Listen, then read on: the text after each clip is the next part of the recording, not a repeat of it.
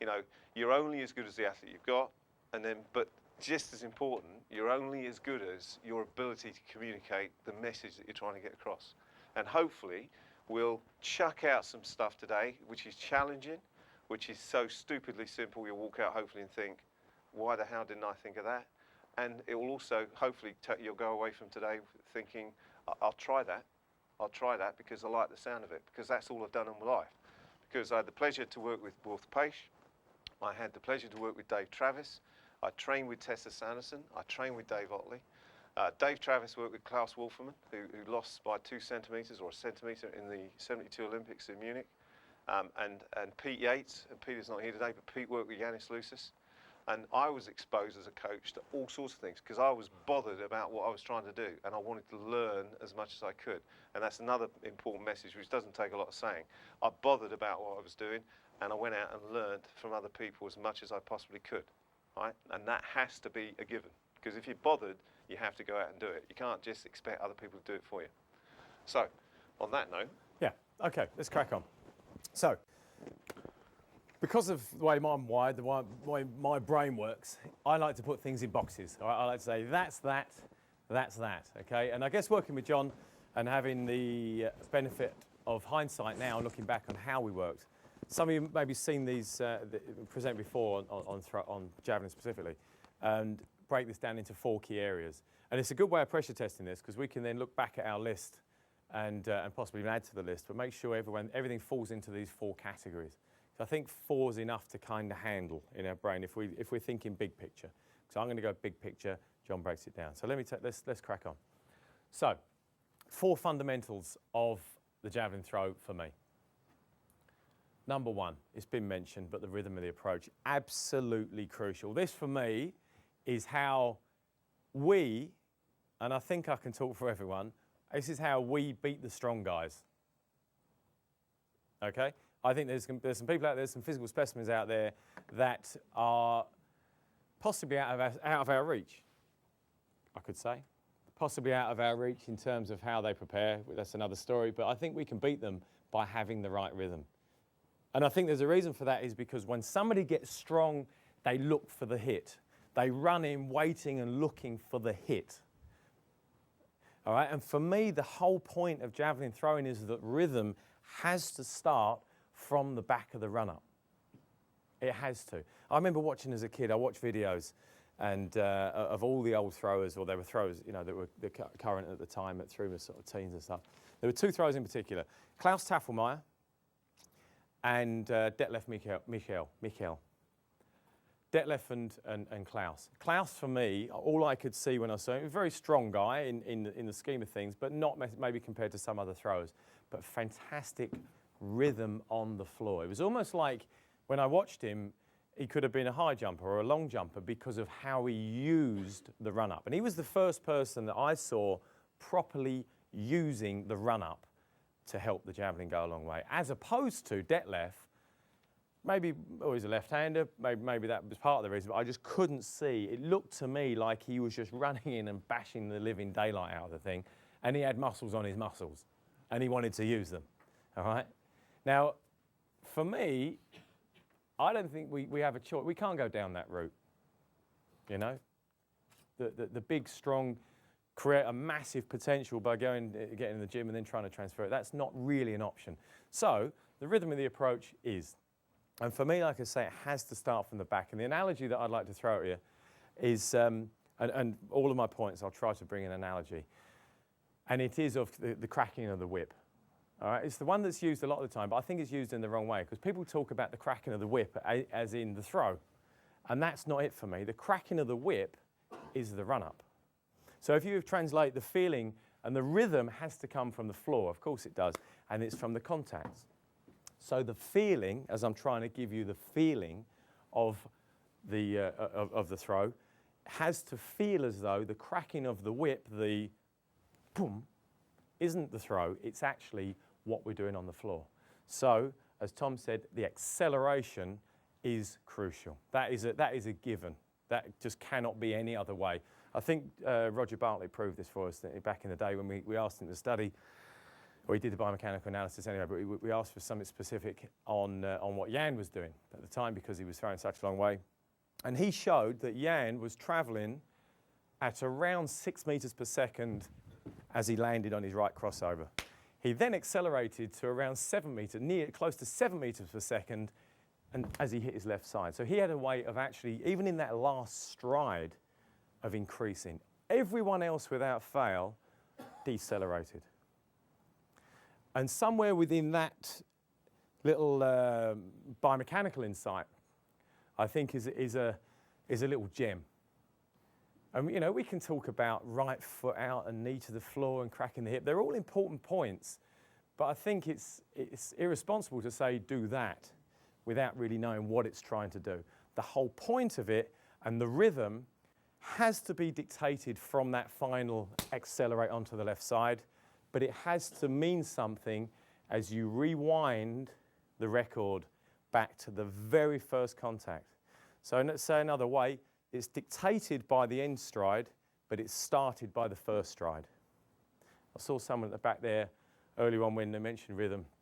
It was, I think it was you, sir, kind of clapping through the... And if I could have a CD-ROM of like the perfect rhythm to hand out, you know, that'd be great. But that just isn't the case, is it? So we've got, yeah, we've all got something in our minds of what it sounds like. I guess, you know, we can look at all the throwers and say, well, yes, there's an impulse stride, and yes, there's a quick right left.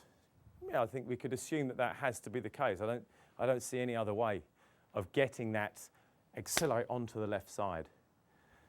But before that, and what is preempted by that is down, of course, the athlete has to have the feeling. And what I see far too often at all levels are people running in just to create speed for no other. You can see it in them. They're just running in to get closer to the line because that's where they're going to hit it, rather than that meaning something that, because if I'm going to do an impulse stride, this stride becomes important onto it. So if I push hard onto the left side, then that means something that happens later on. Take it back another stride as I push onto that stride. And if I take that back, I start to build the rhythm of the approach. Now, I kind of get to a point on this, you know, when it becomes an art more than a science, and it becomes less words than more.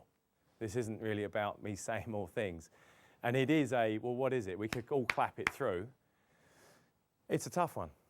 It's a tough one. I'll revisit it in a second with a video, but I think that's enough of an introduction to rhythm anyway. Range of movement.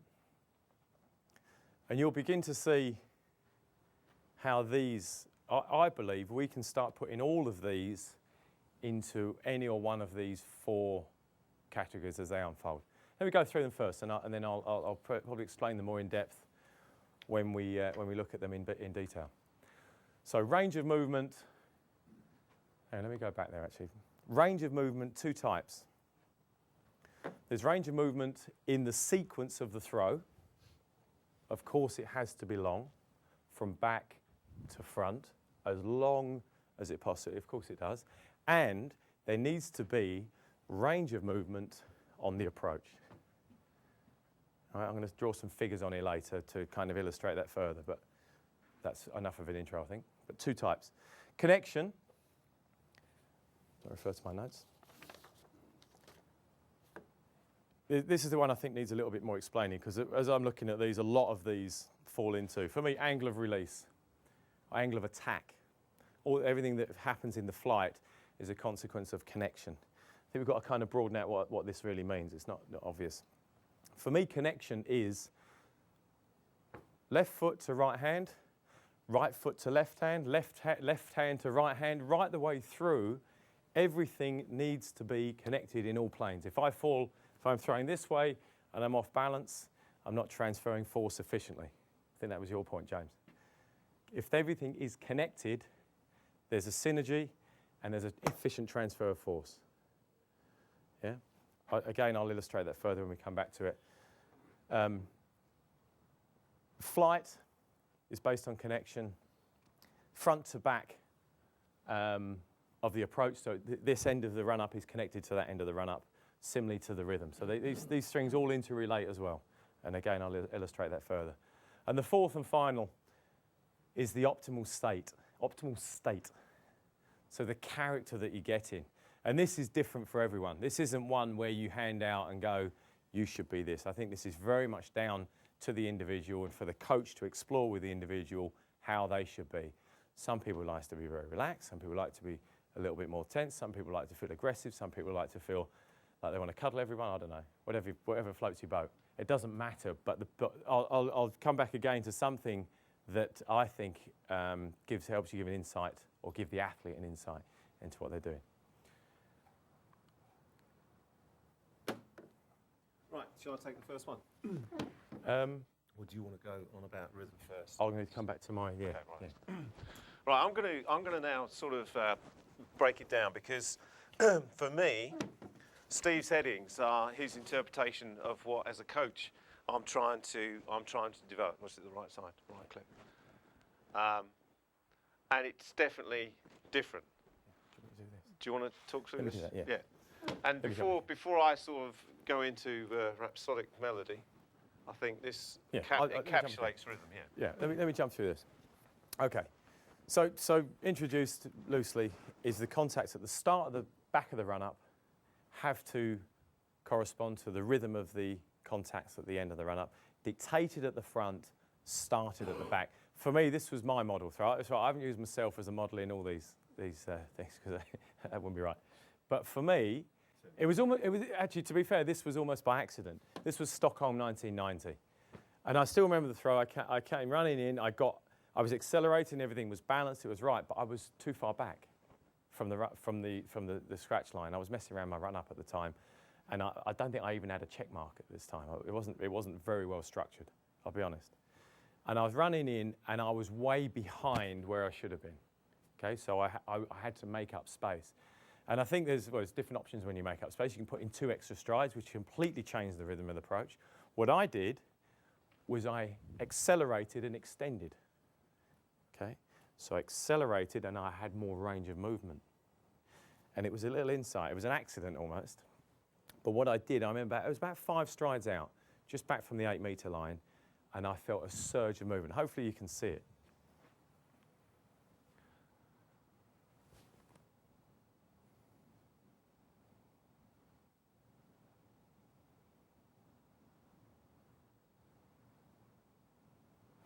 It's one that it's quite a subtle surge, but I don't know if anyone can actually see that there. So, and then there you can see a surge in. I didn't coach subtle surges, by the way. No, I mean, and it you were thinking that was very clever, John. Steve, there's a bit of an alley shuffle at the beginning. Does that part of the whole thing? Well, again, you know, it's a rhythm. I mean, I watched. Are you happy with that, were you? Well, in coaching now, I wouldn't be happy with that. No, I see. You know, that wouldn't be ideal. The way it's done is kind of, I think if I use the theory of what I understand about the start of an approach, is kind of acceptable in that I'm up tall, I'm centered, and my orientation is falling forwards. I see too many people kind of shuffling around and sinking. So I think the way it's done doesn't get in my way, if that makes sense. And there's one other important point. Stockholm, there is a constraint. And if you've got a long runner, and you find this out, you know, that what you actually have to do as an athlete, you go to all these places and you suddenly find out the first bit's uphill, then there's a bump, then there's advertising boards which encroach onto the space, and then suddenly you're in a position where actually the fantastic run-up that you've worked out, you know, the last session, ain't there. Yeah. So, and what this man's always been very, very good at is sort of like adapting to the situation. Good. So what you see here is an athlete taking responsibility effectively for what the outcome is, and it came off. It's a good point, because it's a great point, because you'll see, I think it's cut off too soon, but I actually walk back and I'm actually touching the hoardings, and I'm wanting more space. Yeah.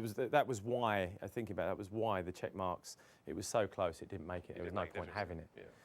What I would have liked is a kind of a walk on, hit the first check mark, yeah? So kind of because I didn't have that, and I think the reason I've done it, not intentionally, I've done the same rhythm. On the floor. And then off. But the point is that there's a rhythm that is initiated at the back of the runner. You lock into it. And you lock into that rhythm. Yeah, it's like GPS. It's like whoosh, done, picked it up. Yeah. Just quickly on that point, most of the current throwers, if you look at the top 10 in the country now, none of them have the same run-up, but interestingly, not even the individuals will have the same run-up on each of their 3 or 6 attempts. Why is it that, if you go to the Wilf Pace School, which is where I started at 13, the run-up was measured out like a long jump would be, and that's how you start, and it was pretty much, that was adopted, then adapted. But nowadays it seems, it's interesting, the run-up is key to it, there's this rhythm and it's linking into all the other 4 boxes that you've mentioned. Why is it that as a coaching community we're not able to put across to people the importance of, for want of a better, if you bake a cake, you have a recipe, you can repeat it? I think that's a question. I think that's one to come down here and ask that way rather than this way. Yeah.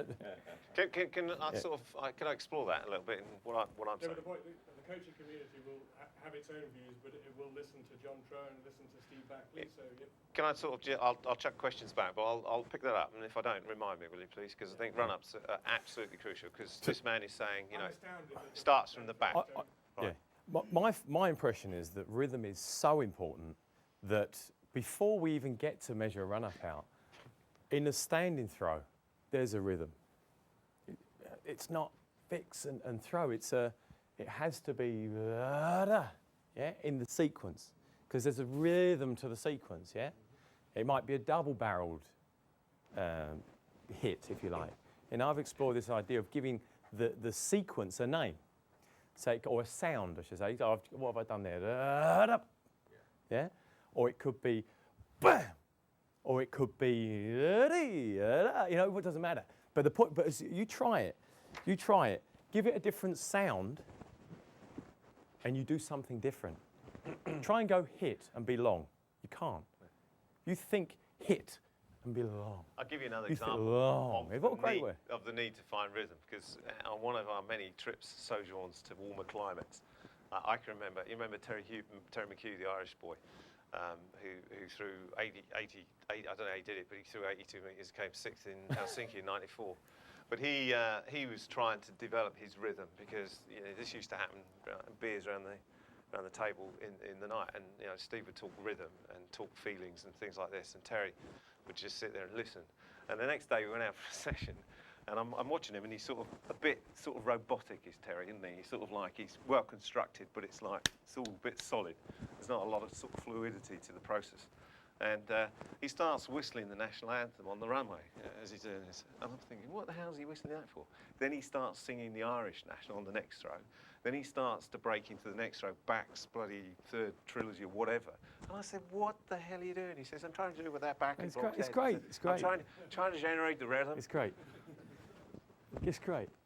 As a coach, you can't you have to get involved in some way, but I'll come on to it, because I think it'd be a really useful discussion point. It'd be great to have our music.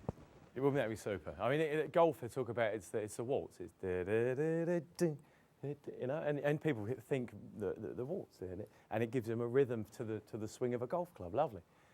What we need a rhythm for the sequence. We also need a rhythm for the approach that fits the rhythm at the end. And what I'm maybe saying is, come up, have an explore of the words, because they do something differently to you in terms of the rhythm and the connection, all those complicated sequences of contractions that go on in our body. Is try different words in the sequence. That's where it's sort of got to begin. Of course, the sequence is straight. Back a step, back a step, back a step. I think the danger in marking a run up and going here, foot here, and I mean, it sounds derogatory, but well, it is, and I apologise, but I saw an elite thrower, Patrick Bowden, fantastic, world record holder back in the day, in a major championships going 1, 2, 3, 4, counting out, and I just thought, well, he's blown it already. Because he's not feeling the rhythm, he's trying to, he's painting by numbers. And this is a game where is it a science, is it an art? It has to become a feeling. And explore the sounds, because there's not one sound. It could be a single-barreled hit. It could be a hit, because a hit for one person, hit wouldn't work for me. It had to feel long. So it tended to be double-barreled. The quicker it got, the rhythm changed. Of course it does. And the more aggressive you get, the optimal state, the fourth characteristic of this throwing is, of course, as you get more aggressive and attack it more, the rhythm changes slightly, and you turn up the speed. A bit like the old, the old record systems. I mean, John let me I'm a bit young for this, but you put an old 78, and put the old vinyl with the wrong speed on, and it sounds different. Everyone sounds like Pinky and Perky, and it's totally different. Or even more subtle than that, if you hear a bit of music slightly played slowly or slightly played quickly, you notice it. It might be a fraction out. And that's the kind of subtleties I think that we've got to explore in the rhythm of the movement on the floor. To go back to the other point, John, that you've made, is the question of finding a common vocabulary. Yeah. Because clearly what you're talking about, the Irish guy, he understood things in one way. And although you two obviously had a common vocabulary which you established, John, but using that vocabulary with someone else may not work. No, it doesn't work at all. No. So, I mean, there is no one vocabulary. You've got to explore language and explore kinesthesis, and that's a tough one. Yeah, and to do that, you have to have a library, and we'll come on to that as we go through this, because you need a library, because guys like Steve and other good performers, talented individuals, are sponges, basically. They'll soak up, and they're trying to find whatever it is that unlocks what they're trying to do. So unless you've got a library of experiences or feelings or instructions, you run short, and you've only got one or two options. And if you've only got one or two options, you ain't going to develop the athlete you're working with. That's a simple way to study out. Having said that, you have to have your model, your sort of simple model of what actually has to be done to be able to move to the next step, if you like. So, can I just one last point to finish on this? As a common mistake, this hip thing. I'm quite passionate about the fact that people get this wrong a lot of the time. What I see is the left foot in the air far too long a lot of the time, and the idea of quick right-left isn't happening enough. And I think it comes as a consequence of people not getting that left foot down quick enough because of the fact they're looking for a hit. a delay or whatever. It's a misinterpretation of what actually you have to do. Rather than a... Yeah. So instead, and that'll come under your connection bit, because, you'll have athletes that get into great positions, and then it'll be the same thing as a coach or a parent standing on the side. You're just saying, well, they've done everything they did, and then when they come to it's bloody awful, and they look around and they look at you and say, what went wrong with that? And you go, well, I don't know, you were in a great position. Well, what am I going to do on the next one, He's done this at the championships. He turned around and said, run-up's got to go, because the structure of the run-up isn't creating the rhythm which generates the coordination connection bit, which gives you the distance. So, you've got to be adaptable, and you've also got to, once you've found it, you could change it the next day. It changes. It changes like the tide, unfortunately. So, Steve, would you start turning your hip before you get that left foot down, or be getting the left foot down quickly? I would turn before it's down. I would feel as though, whether that's in practice or not, if you wait till the left foot's down, it's too late, isn't it? Yeah. If you look at any video of any of the top throwers or any novice throwers, the only way your left foot actually goes to the ground in the right sequence is if the right hip drives it for a right-handed thrower. There's no other way of doing it. One last point on rhythm, and I think we've got to stop for a second, is that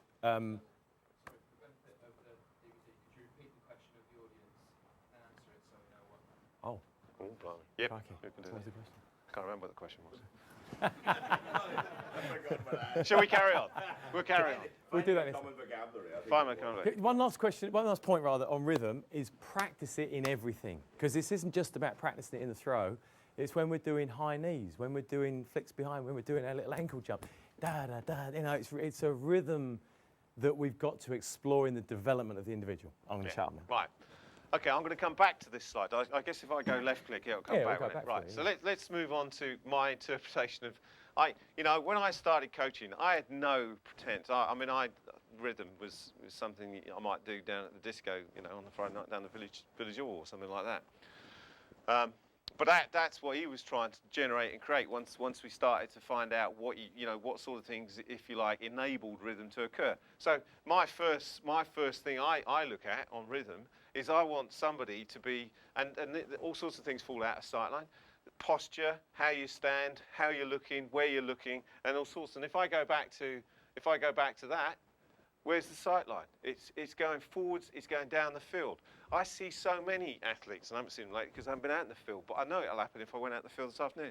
There's all sorts of things going on which isn't focused in the direction that I would want it to be. So I say to him, set your sight line.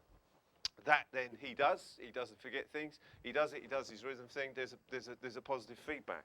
What else am I looking for? I'm looking at the start, because we're talking start here. To get any rhythm, you can't try and generate the rhythm to throw a long way. 1 stride out, 2 stride out, 3 stride. It starts, he's dead right, it starts right at the back. So when people are throwing, I'm absolutely obsessed by making sure that people start correctly, for Christ's sake. Because if you don't start something correctly, in the right posture, in the right position, right foot, left foot, whatever, then the chances of you actually recovering the situation are reduced. You may recover it, you may be very clever, but why put it in the first place if it's going to help you trip up at some point later on? So my javelin position control setup is very straightforward. I'll go back to that. There you go. Javelin point down, and we did this right from the very start. You know, javelin point down, medially aligned. I can't do it, this can. Medially aligned, i.e. towards the inside of the body, the medial line, and down there, so I can see the damn point, even though I'm not looking at the point. The point is with me. The force is with me. My point is with me. And why is it there? Why is it there instead of there? Well, I'll give you a demonstration. If I take it back there, look at that, and I don't like gaps. If I do that and put it across there, oh, well, there you go. There's a scientific finding. The javelin point is by the side of your head. Where does it need to be? What do I do to play that, Steve? Go back again, then forward, I think we should do it. Oh, forward again. There we go. You just watch where this javelin goes when he takes it back. Still down, bang. Doesn't move an inch. So, there you go. Sight line. Javelin position at the end, before you start moving, and you're on your way to create something which might actually help you at the business end. So, I'm preoccupied with the setup. I'll stop athletes moving if the flipping thing is in the right place at the start of whatever happens. Now, whether it's set up before you start moving, so you're doing some short approach to generate some sort of movement and go in, has to be in the right position. And certainly at the end of the runway, if it's not there or somewhere around there, right, I'm not going to let them move. Let's go back, so I'm too active. Front on, side on. Same thing, but different. What you have to do, you have to run front on, active, good connections, and then move side on. So if, stupid things, if the javelin's not in the position to start off with, when you go side on, you've lost your connection. You've lost all the things that you're trying to create. What a waste of time, what a waste of effort. So, you know, when you have that transition to front on, side on, make sure that the sight line stays where it should be. Make sure the javelin stays where it should be. Wow, there you go. How stupidly simple is that? I've seen this young lady throw a couple of times, Peter's daughter. Where's the sight line go at the end on delivery? Well, I've seen you in a damn, you know, it looks like you're throwing over the flipping post office tower. And that hurts, I tell you, because I used to do that too. I've seen some footage of me, and I lay odds on you did too, yeah? I'd like to know where your sight line was, because mine was all over the damn place, and I got a bad back as a result of it. Rhythm is about me seeing smoothness and control. I'm talking control, I'm talking javelin control, I'm talking body control. And I'm looking for smooth. Now, he may sing all sorts of songs in his head as he's going down the runway to generate that rhythm. I'm looking for smooth. I just don't want it to be interrupted. Any run-up in the world, whether it's jumping, long jump, high jump, javelin throwing, it has to be smooth. And it has to be controlled. I'm looking for really crisp contact. I can turn away and listen to the elephants, and I've had a few of my time, throwing javelins, because you hear them coming down the runway. You know, you hear them, don't you? Bang, bang, bang. And then they wonder why they got bad shins, bad backs, bad everything. Bad coaching, probably, because ultimately, what you're looking for, you don't want to hear a damn thing. So he wants rhythm, I don't want to hear it. I just want to see smooth, and I want to see good foot-ankle contacts. So I want to see good movement. I want to see good balance. It's dead easy to see, and it's dead easy to see it's not being done right. It's easier than that sometimes because you can actually hear it's not being done right. I'm looking also to create what Steve is trying to do and generate the rhythm. I'm looking for this secure centre of balance. Now, by that, I mean I don't want to see anything when I'm watching side on, and I would watch coaches, you know, I see some coaches stand behind for right-handers. I think, you know, there are two places for good coaching. That's side on for right-handers to this side, and at the back if you need to, just to see if there are other things going on that you need to have a look at. Why would you stand the other side? You can't damn well see the hip, for Christ's sake. And I see that. The occupation of standing there and trying to see things from that side, I've never ever done it. Now, some people may, I wouldn't do it. I just don't see the value of it because I can't see that front on, side on movement. I can't see the alignment of the javelin so well. And I certainly can't see that centre of balance, whether it's sort of in this plane, in that plane, where it's leaning forwards or backwards. So that secure centre of balance enhances his opportunities for creating rhythm. It is start to finish, no more to be said. It has to be start to finish, not only in the throw, but Steve's alluded to the fact that everything you do has to start well, has to finish well. If you go in the gym and start to snatch, there's no way you go down to that bar with a bent back and straight legs, because you just can't do it, you'll hurt yourself. Start to finish, so it has to be start to finish. And you have to be nauseatingly horrible when people don't do it, coaches. I don't see enough of that nastiness anymore, I don't think. I don't want to see any disturbance. So, apart from sort of like people running across the runway or middle distance runners trying to get themselves killed, yeah, they are a good target. Very good motivation, particularly if you've got a good sight line, because you should be looking at the buggers anyway. As soon as they run across there, they should be on your target. So I don't want to see any stir. So it is smooth, it's progressive, it's accelerating, it's moving in good posture, in good balance, at speed, whatever the speed is. And there should be some da-da-da to the end of it. There should be some finish and finesse to it. So I don't want disturbance. I don't want the javelin moving around. I don't want the head leaning into the throw. I don't want the person extending and the other way. I don't want flappy arms trying to take off, whatever. I just want it smooth and tidy. That's all I'm looking for. It's not complicated. When you get this and you get good rhythm and you see good rhythm, it's generally because the hips basically are in a position where they don't jump up and down in that, despite the fact you're moving from, obviously, in step terms, one leg to the other leg. And particularly when you go side on, when you're going left, right, where the opportunity for this hip instability, if you like, happening. What you're looking for is reducing it. You just want to reduce it so that actually it's ping, ping, ping. And there's no variations, particularly in that vertical plane. Centre of balance needs to be absolutely categorically, when you're running like this, you want it to be slightly behind, never in front. You know, the old Karl Marx, whatever it is, Marx Brothers, it doesn't work, you know. Centre of balance goes down, lean forward, your arse is sticking out, you know, Daffy Duck, he can't throw very far either. So, it has to be behind, not in front. You can't have it forward in javelin throwing. You can't do it. You just don't throw very far. And it is literally the aircraft taking off analogy. So as a coach, I'm just watching, no matter what's going on in his warped little brain on the runway, whatever he's dreaming about, what happened the night before, I'm absolutely, to generate the rhythm I want to see, have to take into consideration, and that is not an endless, you know, that is not the list. There's more than that. But I've just poked up some stuff which I looked at and spent my life looking at. And it actually comes down to generate this rhythm, I became very aware at the end that I was a foot fetish, because all I looked at was feet.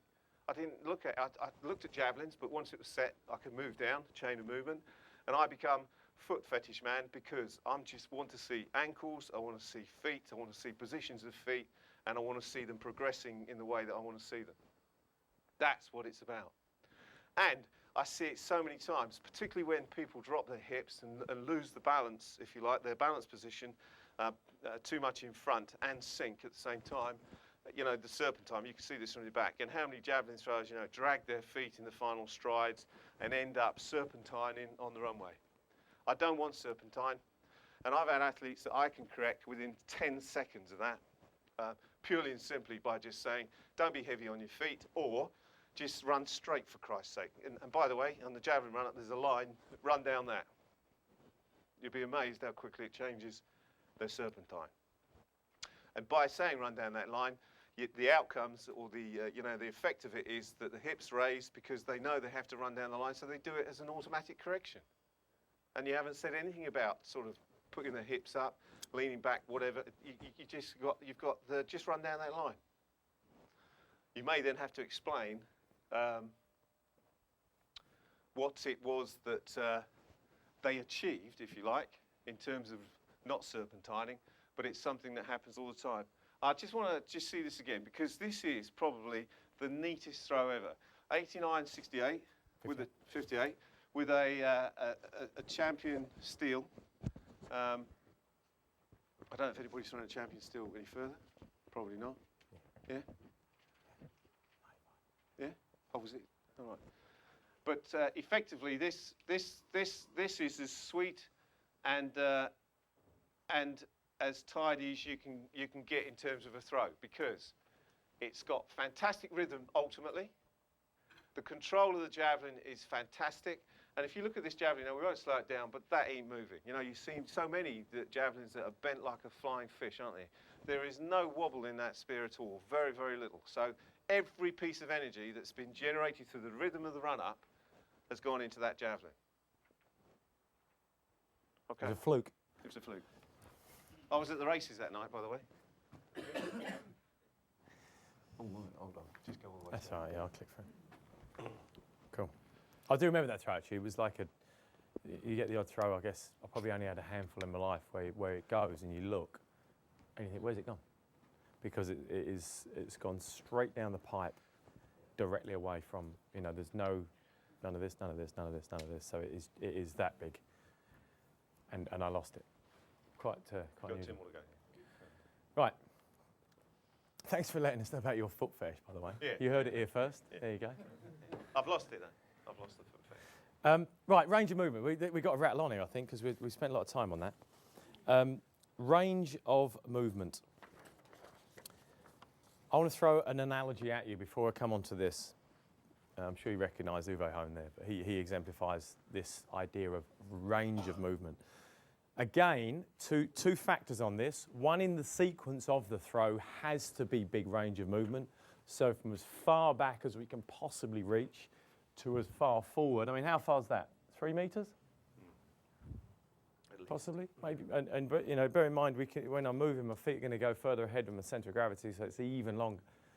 And we're moving. So 3-4 metre pull isn't out of the question, and that's what it's got to feel like. 3 or 4 metre pull. You start talking to people about pulling for 4 metres, maybe 5 metres by the time I've got up and out, and hanging on to it as long as I can, rather than trying to get rid of it. Why is it important? Why is range of movement so important? The analogy the feeling, again, as I try and explore what it feels like, is if you were to push a car, right, without the handbrake on your own, and you were given one push to make that car go as far as it possibly could. Assume you're on the flat. How would you do it? You're not allowed to run up. How would you do it? What would you do to make that push, to optimise the amount of distance you could push that little car or wherever along the ground? You wouldn't, in my mind, snatch at it. It wouldn't be a punch to make it go. That wouldn't make it go that far, would it? Yeah? No. It would be a tension, get it moving, and increase the torque, as in the amount of pressure, as I'm getting the thing moving, I'm continuing to push. Are you with me on that analogy, yeah? Well, I want to see and feel the exact same thing in this range of movements. So I'm starting to pull, I'm winding it up in exactly the same way as pushing the car. I'm winding up the tension.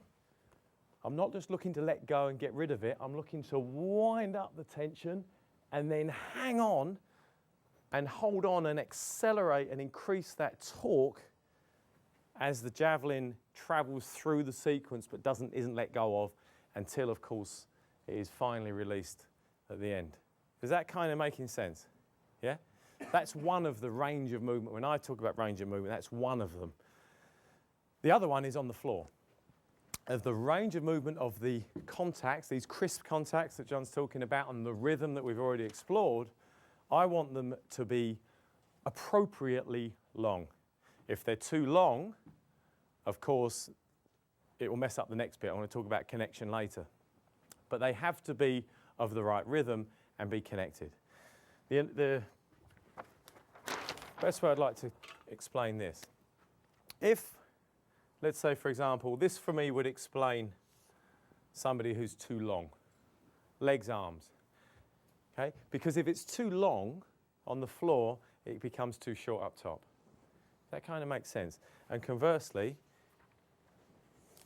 if it's too short up top, you can be long at the top. You can make it nice and long up here, but the detriment down here. Why is this? Because of strength in here. And for me, that is the strength in javelin throwing. And that refers to hip, shoulder, girdle, and torso. So strength from here to here is where the javelin throw is going to come from, in my mind. Yeah? Because if I'm the perfect, or trying to be the perfect, try and make this as even as possible, that's what I'm trying to be. Some people are appropriately or inappropriately long on the floor and therefore can't handle the force, the amount of force that is thrown out by increased range of movement through the relevant joints to transfer it up into the top half. And to have the appropriate amount, of course, again, we're talking about feeling something that's hard to capture and hand over. But that, for me, when you see somebody who, I mean, you know, an example might be Yevzikov, would be. People remember Yevzikov? I'm sure you'll see some videos of him. Come on. No. Come on. Go online, you'll get some video of him. Yevzikov. That's Yevzikov for me. He's long up top. Sometimes he would fall over, his base would be that small. He was also drunk half the time, they'd fall over. I think it was probably... Yeah. An example of this, I think Jan Zelezny in his early days.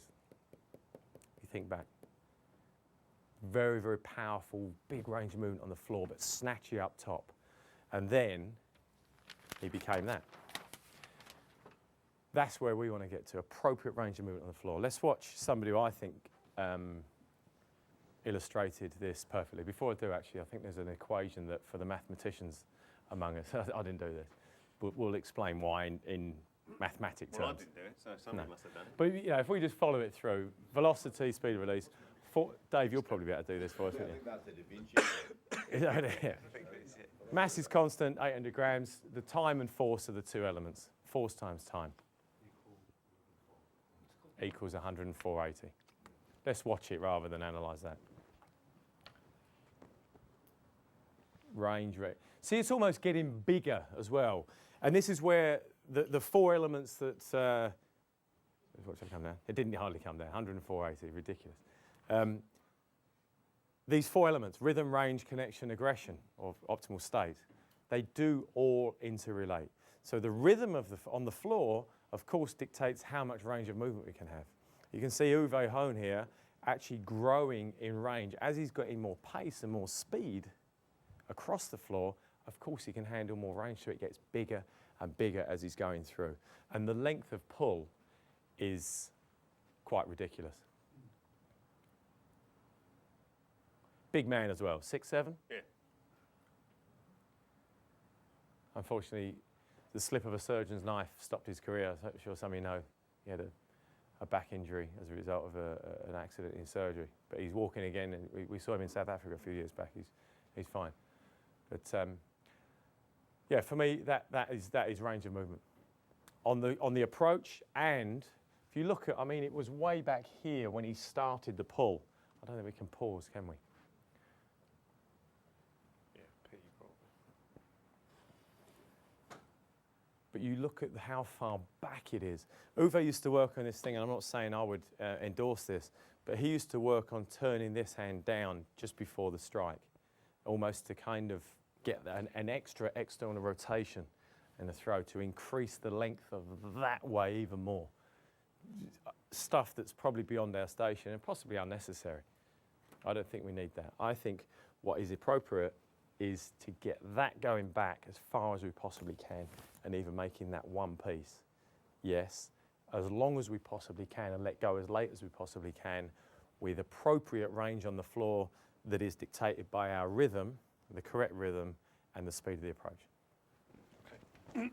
You see, and this is where, you know, my interpretation of range is different, because what I'm looking for, he's feeling range because, you know, he gets an outcome in terms of, you know, how far it goes or what the javelin does, so you get immediate feedback on whether your range was successful or not. In terms of generating that range, that's where, as coach, that's where I'm coming from. I'm looking for the key indicators, excuse me, the key indicators which demonstrate to me that we're getting where we need to get. So, range to me, at the point of release, is obviously, or just before the release, is, you know, the final left foot contact to the throwing hand. So as soon as this left foot hits the ground, and you can't get out of what's going to happen next, you know, this hand, as Steve has just demonstrated perfectly well, that hand needs to be back as far as it possibly can. So it's the distance from there to there. Now, if you start to shorten that, and you start to bend that front leg at contact, then the length of that chain, the length of that range is severely compromised. So, and you can do, as athletes, I can tell you, you can do a mixture of both of them. You can do just one of them. You know, whichever it is, it ain't a whole heap of fun, and it hurts like hell because you haven't optimized the chain of movement to deliver the javelin. So that's for me as a coach. You know, it's perfectly evident. You know, when the left leg for the right hander buckles, when the hand shortens, and you know, I would say 95% of javelin throwers don't 95, probably more than that, don't optimize that position because they can't get there to do that. To get to that point, let's come back a stride, because the key area on that final left foot plant position is the right foot going into for the right-handers. Have we got any left-handers, by the way? So I apologise straight away. We probably haven't. There's not that many about. But the right foot, that final right foot, has to be precise. That's the only thing I can say. Now, as a coach, what is precise? Well, it's in put it in the right position, for Christ's sake, can't you? Yeah? Well, can't you put it in the right position? Well, I'm trying. Well, try harder then. But it is, and it has to be precise. And for every athlete, it's going to be different because of what Steve has shown you here. I think that's a pretty good sort of picture to have in your mind, because you can have different types. You can have people with long spines, short legs. You can have people with long legs, short spine. You can have a mixture of people. And to actually achieve that right foot preciseness for the right hander is a trick, is a real coaching feat. It's a real athlete success story if you can do it. The best example I can give is Kelly Morgan. I unlocked, and I say I unlocked, it wasn't me really because she did it, but I helped her unlock, that's a better way of saying it, her right foot and the precision of what she did with the right foot. How did I do it? Well, I tried absolutely damn everything to try and get her to stop from going from the final impulse stride and then to rotate backwards. So the right foot came back. So instead of it going to the precise position it had to, which is continue to move forwards to help everything unlock, she would get to the point where you think, yeah, it's going to go, and then back it go. Yeah, so everything went forward, everything short. And she'd end up sort of down here, and it's ultimately what's done her shoulder, because I think probably years of doing it like that, from throwing 49 metres as a 15-year-old, the shoulder just actually gave up the ghost in the end. But the key unlocking process was I tried everything, and I won't bore you with all the things I would try to get the right foot forward. We can perhaps talk about that over tea and coffee because it's a common error. But in the end, all she did to unlock her right foot to be precise was to wait. So it's like every other javelin thrower in the world, she wanted to get rid of the damn thing far too quickly, apart from him. Just wanted to let go of it. So what she told herself to create the right sensation was to wait. And she waited, and within one throw not being good to the next one being spot on, I said, I can't believe you did do it again. She did it again. I said, do it again. South Africa with the ball. I said, do it again. She did it again. So I said, how the hell are you doing that? She said, I'm waiting. So I just wrote it on me library list, waiting. Wouldn't have meant anything to anybody else. 64 metres, 84 later, you know, that's what the outcome is. So you unlock something, or she unlocked it, certainly. So that right foot has to be precise, and you have to get it there. Okay, I'll stop there. Yeah. You're going to see accident. This is car crash TV. Look, he's videoing at the back. Are you going Because for me, I'm going to jump up here now, look. Because for me, when there's two things on this, I'm being blinded now. There's two things on this. One, how the right foot initiates in the crossover, and we talked about this before, didn't we? In terms of, I think far too often the right foot is picked up here, and that will not allow it to go forward, because what comes up must come down. Yeah? And if this comes down here, that's short and that isn't rangy on the floor. I'm a bit nervous now.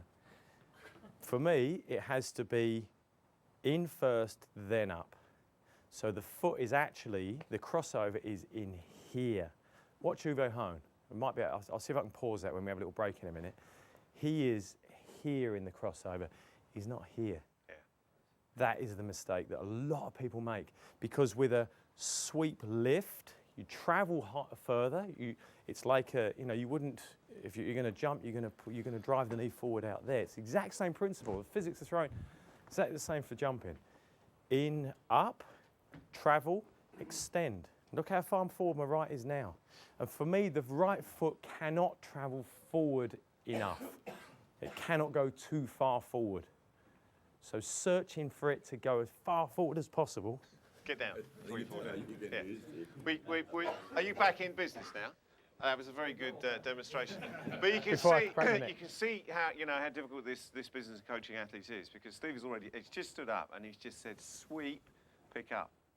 Now, I lay odds on you go to your next group of coaching tomorrow, whenever it is, and you say to the athletes sweep and pick up. They'll look at you as if you're perhaps talking Swahili. Yeah.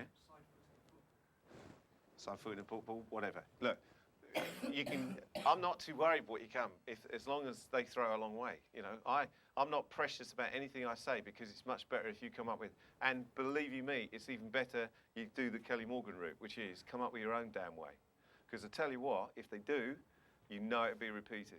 If it's your way, it's still your way, and they might not do it again. So, for me, it's his way. I'll help him get there. And I'll chuck in some things when things start to fall off, and come up with another way of saying the same thing. But that's where you've got to go, girls and ladies, the men. I'd fight my corner and opinion on that while watching other people as well, because when I see other throwers throw badly, it's because they've chopped back in. Jan Zelezny's a classic. In major championships, he sometimes loses 10 metres. He can afford to lose 10 metres and still win, mind. But, bastard. Bastard. he would chop back. No, it's all, I've let it go, it's fine. Sydney don't mean anything. No, it's fine. But if he'd have just let that foot go in, boy, more range on the floor, and it would have been probably 10 metres. We didn't tell him though, did we? No, I'm going to tell him. No, I never wanted to tell him. But in the eagerness to get on it, because he used to really get that right foot down, he would shorten it sometimes, and I see other people doing that. Yeah. We could spend a day talking about that, but we won't. So, because we're coming up to 11:30, and we've got to move on. The sight line has to be in full range. If you actually, at the moment that, say, your right foot hits the ground and you look up, you've compromised your range. So your sight line is start to finish, release. You're still looking at the same damn place. And if you can't do that, then don't throw, because you're going to hurt yourself. Practice it until you can do it. Whatever it is, do it, release it. Do it without a javelin, but you must keep that sight line in place from start to release. Head position is crucial. The chain of movement is severely affected by it. This is the radar. This is a bit that actually has to make sure javelin stays. So for me, to create range, it's no good you looking, the wrong way in your crossovers or leaning into your javelin on the crossovers, because you'll compromise range. There's a lot of stuff that I'm trying to generate the best looking throw. And there are key areas I will look at. I said about the foot, but I also, when I've got the feet working right, I'll move up the chain, I'll want to look at the hips, and then be a really clever coach because I'll look at, you know, what's happening at the head or why that javelin went there. I know that because I saw a bit of what was going on. So coaches, you know, the chin position, you know, it's no good sort of tucking the chin into here. It has to be good posture. Pelvis sort of just tipped in and you're ready and comfortable. And that chin doesn't move because if it moves, it'll affect other things that are around you. The javelin is a pretty good thing that you don't want to do. That left side, for range, has to be retained in an advantageous position. Now, I'm just saying advantageous because people are different. So some people like to run in the crossover slightly more open. Some people like to be fairly linear and straight. And Zalesny and one or two others who are really in good nick can rotate and afford to rotate because they've got this power here which actually helps them get out of it. But if you go rotation too soon, I had a crazy story a couple of years ago about somebody who'd watched Zalesny's tape and watched him throw, and therefore their 15-year-old was going to do rotation. I'm going, nah, you know, don't, because you're just going to hurt yourself, believe you me. So, you know, all these things are relative. So the left side, yes, of course, if it's not there when you come to strike your hip against it, and it's out here somewhere, you're not going to get range. You would have lost the connection. Left hand, little finger, I'm looking to keep that left side, you know. I'd much rather that position is there because that little movement there, and this was a Yanism, yeah? That little finger uppermost with the palm big, not tight, but big, actually does a fantastic job on the left side. And that is so stupidly simple. And yet you see so many people no control on the left side, and it's because they haven't just done that with their pinky. There you go, that's a stupid little trick. Throwing hand turned in melee. Steve mentioned hone turned down. They did, actually. Hungarians did all sorts of silly things. They were doing all sorts of other things, I have to say. But basically, you know, you want that javelin to be close to the head, and one way of doing it actually is to internally rotate and just put that hand with the palm up in that position. Because if you drop it here, you compromise this, and also you compromise the point. Use another word for medially. Medially. What have I used medially? It's external rotation of the Internal. hand. Rotation. External. All right, I'll just turn it into the midline, basically. It's about like my medial, the point. You know, I like the medium is the midline. So yeah, turn internally. Centre of balance, again, is just behind because, again, range is compromised if your centre of balance gets over your left side for a right-handed thrower. It has to be where the powerhouse is. And for right-handed throwers, it's the right hip. For the left-handed thrower, it's the left hip. So you have to be connected to generate the range. If it's a head, you lose your range. Crossovers maintain and develop, and this is going back to the rhythm. To generate the range, Steve, actually I didn't know he chopped it up in the two bits, if you like. Never heard him say that. I certainly wasn't coaching in 2 bits. I was coaching from the floor up, and it's absolutely crucial that you maintain range on the floor, because if you don't, then you're not going to get the range at the top, which is, you know, he did it the other way around. So I work from the floor up. You know, he was trying to generate range from other places initially, but the two have to be there together because they don't work in isolation. Range on the floor gives you the opportunity to develop range on the upper half of the body. Doesn't guarantee it because you have to develop it. And you need this active transition. You know, where in the Stockholm throw, Steve said, you know, he felt compromised by the space he had, so he had to go for it effectively. So sort of go for a big leap, or not a leap, but make sure that the effort was put in there to generate range. And you need the active transition. You have to have it. So that probably takes us to coffee. Go back one. Go back one. We'll come back to that. We'll start. I think I have a break there. Coffee break. Any burning questions which we'll put just before we go for coffee? We're only 5 minutes behind. When you pull back, I've seen a lot of top javelin throwers where the javelin goes away from the line of throw and it goes right around behind them. In rotation, you mean? It rotates behind them. Yeah.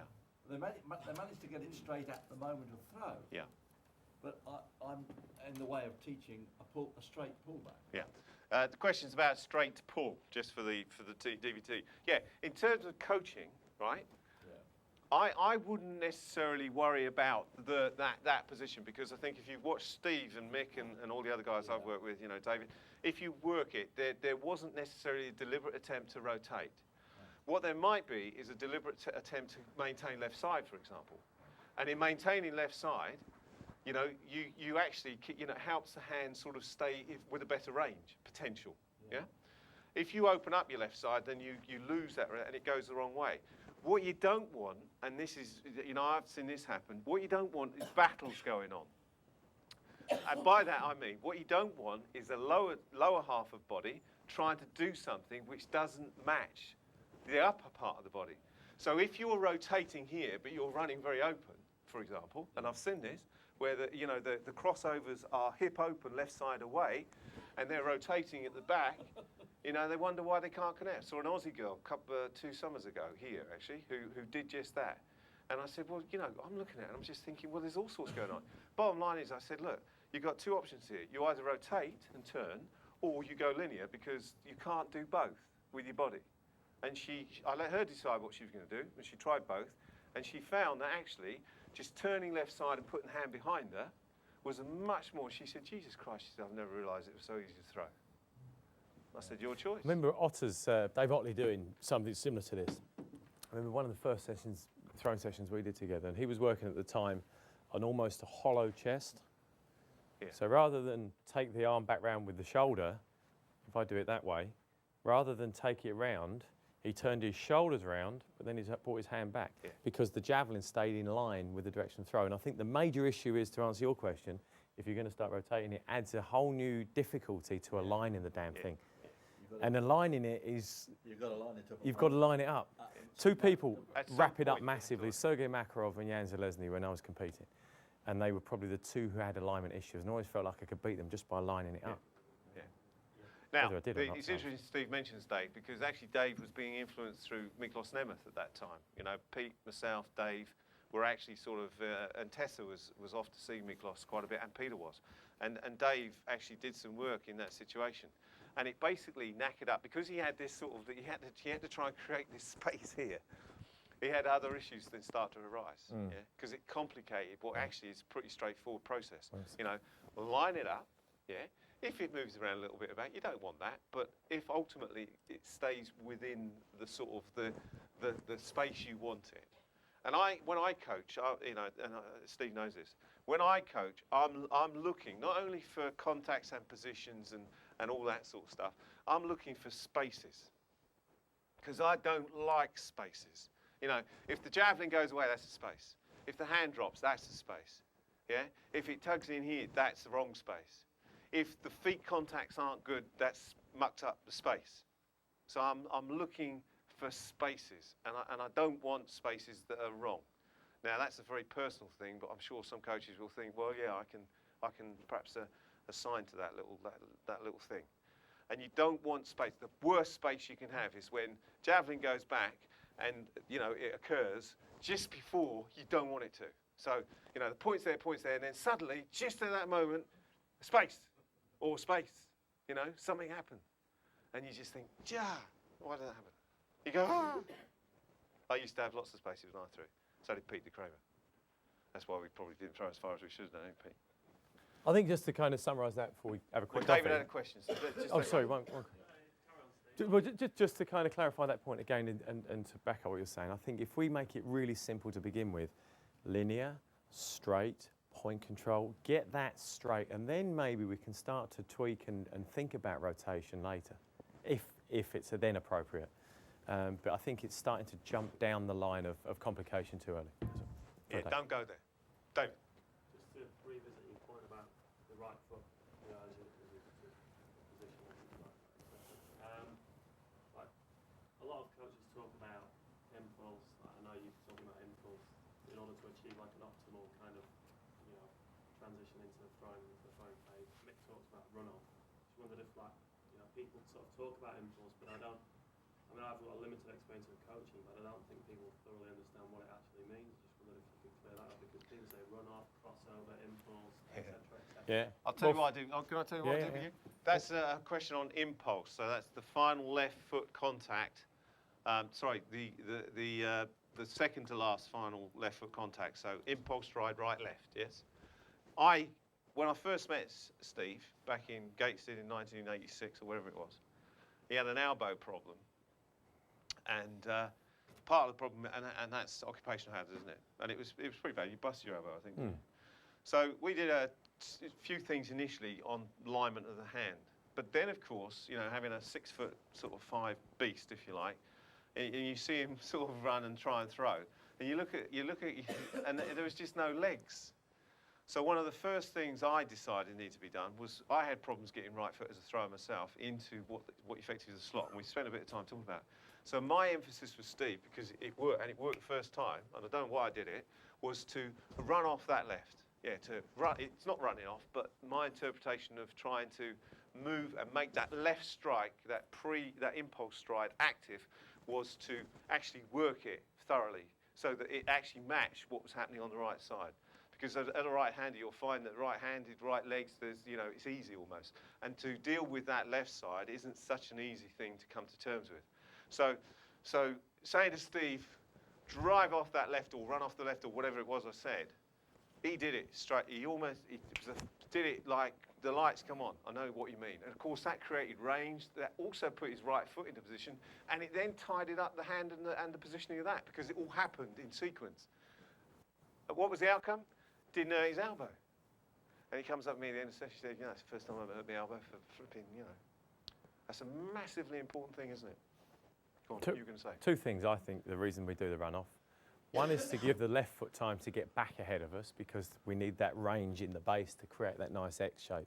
And secondly, to give time for the right foot to prepare and strike and use the force of the body weight coming down.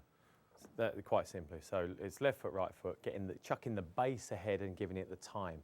And to answer the question we touched on earlier, I think the right foot's got to go as soon as the first molecule of plastic on the outside of your boot touches the ground. The right foot's got to go. Go as in strike in some way with the right foot. It's got to go. It's got to, even before that. It can't go before that because it will come back on itself. So it is waiting for that point of. So to do that, of course, we've got to run off. Makes it easier if we're in free space, in time. So I'm creating time. I'm getting the left foot back ahead as far as I can because I want it ahead of the right. You see too many people striking the right and the left foot still back here. So we need to create time, impulse. Right foot lands as far ahead as possible, strikes as hard as we can with the left foot back ahead. The amount of time varies. Zaitsev, an example of a Russian thrower who leapt thinking 3 meters up in the air, but then whack when he came down. Mizuguchi, other end of the scale, kind of just did a sink and jump. You know, it was something completely different. But, and this is why I like to talk big picture stuff, if you obey the fact that the right foot's got to go as far ahead as possible and strike and get the left as far ahead as possible with appropriate rhythm, then I think it fits around the physical disposition of the athlete. Yeah. And it's interesting Steve says wait there, because Kelly Morgan did that. She waited, and what she did then was she struck. And what she did before she waited, before she changed it to wait, strike, was strike. She hadn't got a wait. So her strike happened too soon. And as a consequence, it all sort of came down underneath her and crunched her at the back. Wait enabled her to put her strike in the right place. And it has a massive effect, you know, from 55 metres to 65 metres. So it's like it's the gold. It's you find your pot of gold. Yeah. You've done it. You've opened up. You've unlocked the chest. Sorry, some questions here. Just a quick observation with the range, the rhythm. When you were standing up there, Steve, because I've got a foot fetish about the right foot, because Will Page has. Careful, Tom. If you hadn't landed at, say, 2 o'clock at the right sort of angle so that it does trigger the throw, you would have fallen off. You would have come outside and created the space. See, again, I'm not into 2 o'clock, 3 o'clock. It doesn't matter because if you hadn't landed in a natural wait for it way with your range while standing up, you would have fallen off. I would have fallen outside the line of the movement. Yeah. We see you wouldn't worry about that. Yeah. No. See, absolutely, we have to, and it's a bit, absolutely, and it's a bit like your run-up question earlier. You know, we have to be concerned about the run-up. No, he just needs to start and finish. You need to feel it, but to see it, if it looks. And we need to come up with a communication process which opens and makes sure that it happens in the way that it has to happen. I think the coaching point is that it lands in the plane of movement, not outside it. Because then that's going to trip us over or do something funky and lose what I'm going to come on to in the second half of in the We've connection. already missed the coffee break. Let's go and grab one, then Let's do come it. back. And can we be back let's try and get back just before 12 so that we can rattle on, okay?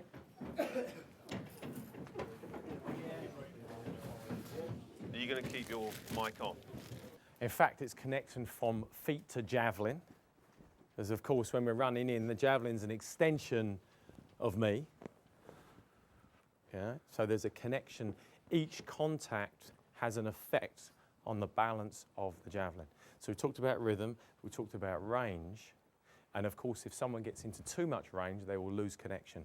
Another example of loss of connection might be this, or this, as I bend my front leg, my lead leg is into the throw. Any breakdown, any extra hinge is unwanted. Okay, there are some hinges, but they're where they're appropriate. So effectively what the feeling is big, as in the big X that we talked about before. And if it breaks down at any point, we compromise the transfer of force. Yeah? So connection, number of things.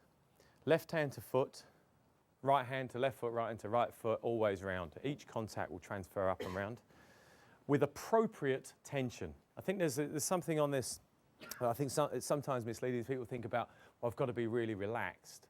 Well, yes, you've got to be really relaxed, but then you've got to have tension in the appropriate place, because too much relaxation in inappropriate places won't give you the necessary connection to transfer the force.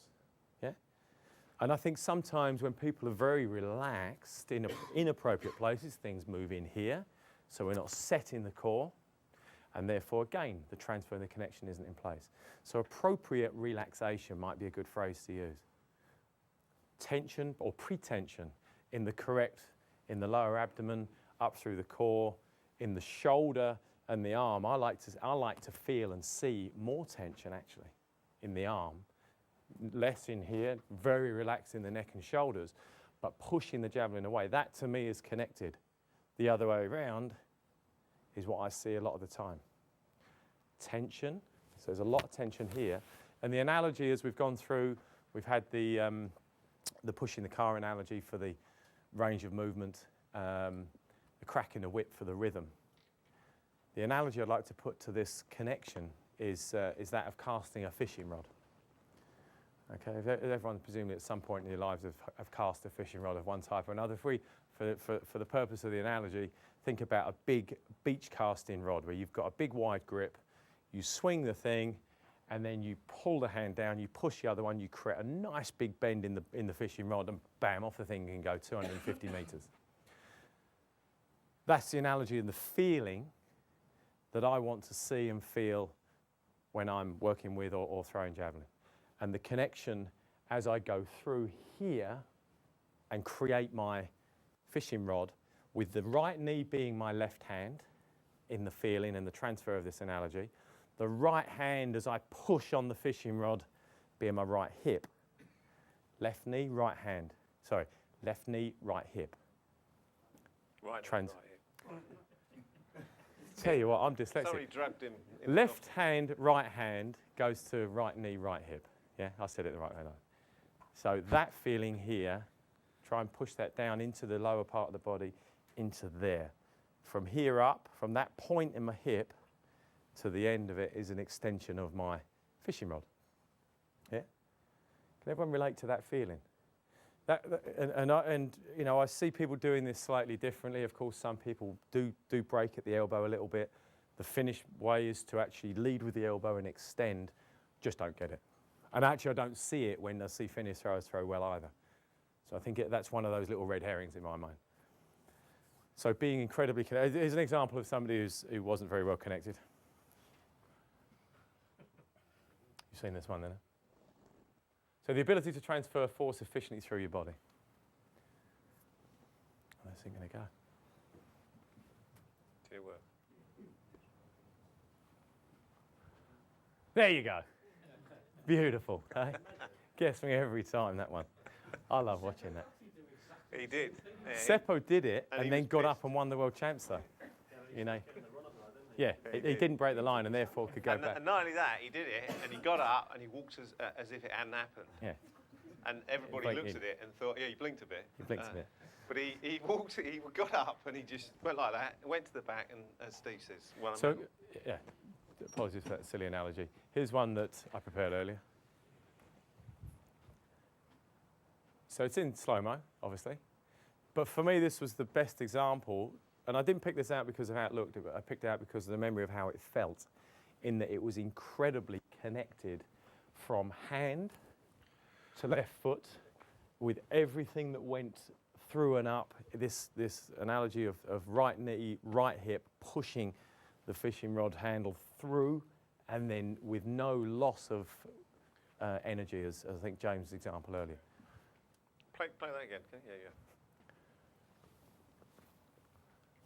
Yeah. I mean, I don't know. Can I just ask a question? Go Yeah, can anybody see the subtle difference between that throw and how it's ended up and the Stockholm world record throw? Because this sums it up for me, and it confirms what Steve said about the Stockholm throw. Actually, sort of being a bit lovely, bit lucky. Yeah, well, there's that. That's yeah, absolutely. Yeah. So this was the run-up. We'll come back to the run-up because I've made a note of it because we need to talk about run-ups. But this was optimum run-up because the recovery is what I would term optimum. That's 1, 2. You wouldn't want to do the Stockholm throw and stop on one foot. But you see, the difference between the Stockholm throw and this throw was that the javelin actually demonstrates it's not as clean as the Stockholm throw at all. And because the Stockholm throw was really clean, the energy that went into the javelin was gone, and therefore he could stop on a right foot. He could stop on the bloody sixpence, actually, on that throw. Whereas this one, there's much more, if you like, there's a bit more aggressive tendency in this one. It's got a bit of a hit to it, which actually, for me, disturbs the control of the javelin a little bit. But in terms of connection, it's massive. You could stop it there. The distance between left foot landing and right hand staying where it is huge, absolutely huge. What I see watching this, and it's slightly different to the feeling because it all just happens very quickly, is that when everything is connected and balanced, because if we explore this idea of connection in every plane, if I'm throwing towards you and I'm here, I'm disconnected. I'm losing force. And in the same way as if I'm going this way and I break here or fall in, I'm disconnected. And there's that efficient transfer of force as forces come up the body is, of course, what I'm looking for perfect connection. What I see when I watch that is that the hips rise there, the hips rise onto the left side, and that transfer go up and into the jab. That for me is the connection in the sequence. And the other thing it demonstrates, can you play it again? The other thing it demonstrates is what we were talking about earlier in terms of connection, was this right foot landing in the slot and then reacting to the contact with the floor immediately, like a millisecond of time. If you play it again, mate. And it's what takes the left foot to the floor. That's how you create your width on delivery. Because the engine, the hip, the right hip in Steve's case, drives the left foot to the floor away from the right foot. And it's there, actually, that came down for me just a fraction early, and that's why the javelin, watch it again, at the left foot contact, the javelin just goes away from the head. So I'm being really picky here, because it didn't happen in the Stockholm throw.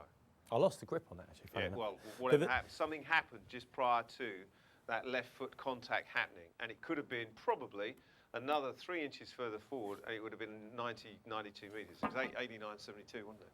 Yeah. There's another interesting story on this one, actually, this throw. Can I tell? Well, this is particularly fond for me. This is a fantastic memory because first and second, Hilly was second. It was fantastic. And Mark Roberson was sixth, and Roberson put out Parviainen in the top 8. So we got rid of the opposition, and that's when you go to a championships. You need, in 3. This is why I feel sorry for Goldie in some respects because you're on our own. Leanne, we need you to throw 60 metres this year because you get 2 in the comp, you put other people out. Right? You have 3 in the comp, you definitely, with the quality of Steve, Mick and Mark at that time, you definitely put others out. And Parviainen lost it on the cut on that day, and Mark did it on his 3rd throw. You remember? And he threw 84, I think, on his 3rd round to go from sort of 12th or whatever it was into 6th or 7th position, 6th position at that time. But the interesting thing with this, and this is just a boring, no, not a boring story, but an interesting story. The problem Steve has in these events is not necessarily doing it on the day of the competition, but it's the qualifying competition. All right? You remember this? Yeah, vaguely. Qualifying competition has always been an issue because he wants to get to the next day. And it's, as a coach at these championships, it's a challenge to try and generate, if you like, the ambience and the environment where, you know, the qualifying round is really quite important. We had moments in Tokyo and then in Edmonton again. But here, he woke up on the morning of qualifying and said, "That's it, mate, I've got it." I said, "What's that?" He said, "I've got the qualifying sorted." "Oh, that's good to hear." I said, "Go on then, what's it?" He said, "I've just heard on the news the world's going to end tomorrow, so it's my final today." And President Bush had been on the news. Yeah, that's true. Yeah. President Bush had been on the news, and he was just about to invade, I can't remember where it was, in 98. 95. No. No. No, 98, because he's invaded that many people. Yeah, But 98, anyway, it was Clinton, perhaps. I don't know, can't remember who the bloody president was. And he said, "I've got it." He said, "The world's ending today. It's my last chance to express myself in the environment for my third European Championships." And he went out and threw 87, well, for European, broke your split record, didn't you? 87 something. And I thought, bloody hell, we could do with the world ending, you know, the next time we get in this situation. But that's a nice little story. But that wasn't a great throw. It had, you know, for me, it wasn't a great throw because I felt that, you know, there was a couple of inches on that left foot, which, and I think you just said, you know, the contact was lost right at the last minute. It was snatchy, and I lost the grip. The other part of this connection thing, so there's 3 parts. There's connection in the approach, as in point control, hand position, and then as I run in and I take the javelin back, I'm in contact with the spear. As John pointed out, this kind of stuff, that for me is a connection issue. This is disconnected from the javelin. For me, it's a position issue. It's a control issue. So that feeling, and you know, we can start to break down the details of what's within that, as in palm to the sky, the grip, the orientation of the arm, the orientation of the head. You know, those subtle little things. I mean, that's disconnected. That's connected for me. That's connected with the left arm.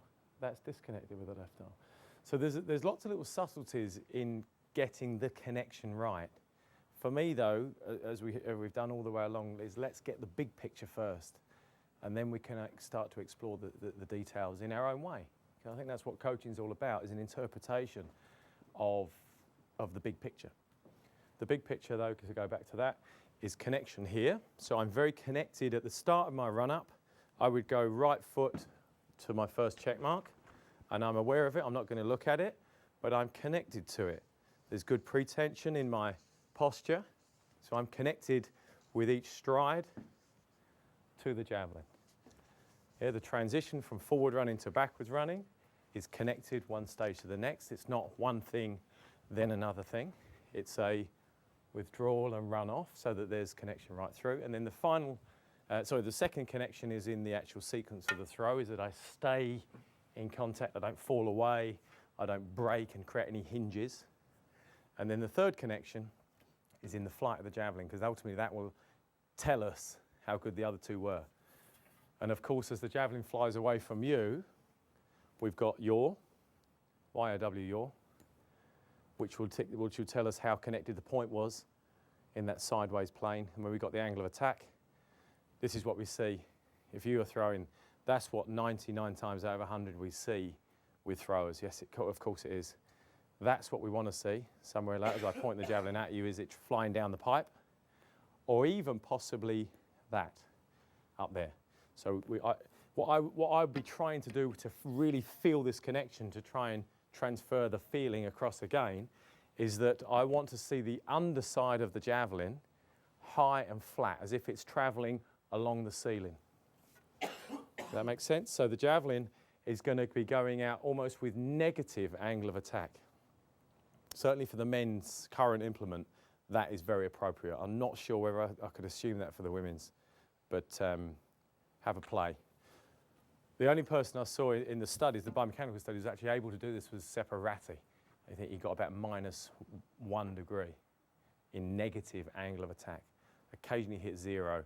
And then you start to see very efficient distance to speed of release. A lot of people could create 30 meters per second plus speed of release, but then the javelin wouldn't go very far because there was too much angle of attack. And that is this connection.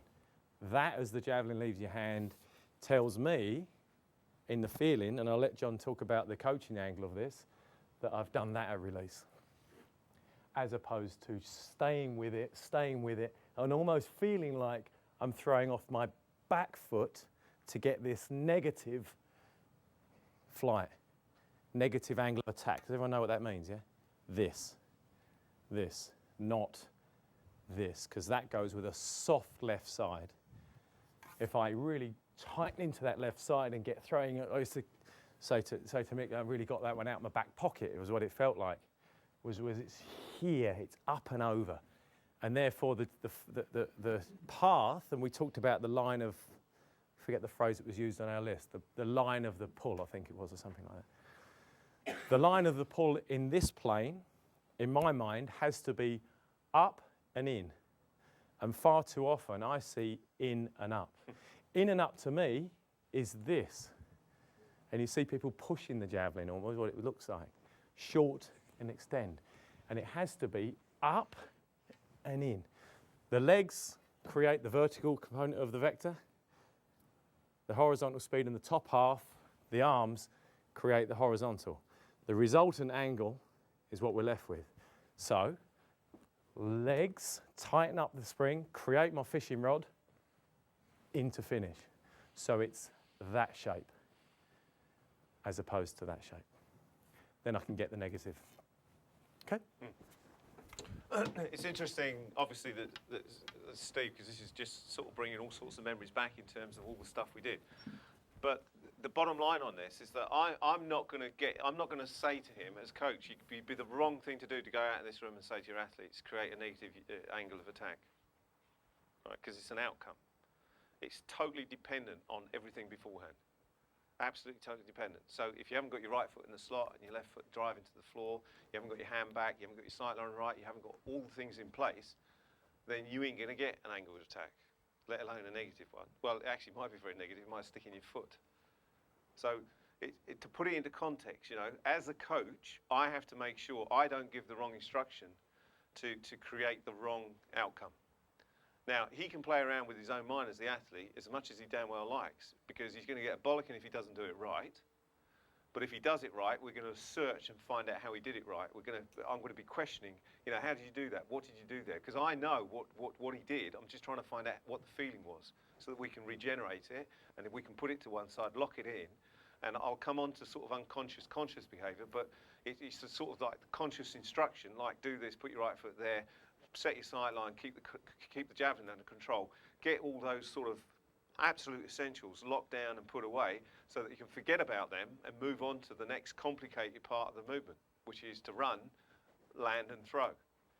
But you can't do that unless you've got all these other bits that are locked away. The best analogy I can give really for that in terms of conscious, unconscious is when you learn to drive, you know, and first time you get in your car and you've got to start the engine, you've got to put the foot on the clutch, you've got to take it out of the neutral, put it into gear, and then, Christ's sake, you've got to move and then steer it, you know. Ice skating. Ice skating, yeah. Just like So, you know, and then when you've learned to drive, or you ride a bike, another analogy, you've learned to ride a bike, the first time you get your bike, fall off. So, and then once you've learned all those processes and learned all the bits that help you stay on the bike and help you drive the car, and you can do 10 things at once, unlikely for men, but you can, then you're in a position just to get on with it and develop the skill further. This is no different. You know, there are some fundamental skills that have to be put in place, and we've touched on them. Sight line, body position, body control, running ability. These are all training. They're part of the process, which we'll talk about in a bit. So for me, connection wasn't the best connection, but it had the desired outcome. Where's the, what's it called? The Zappa. On that throw you've just shown, I don't mean to be picky about a 90-metre throw. What made you finish up in the left-hand corner? I would have expected you to be right down the middle with your feet at the end. Yeah. It's not far off it, actually. I'll take your point. I think it was one of the kind of idiosyncrasies as far as I understand of my throw.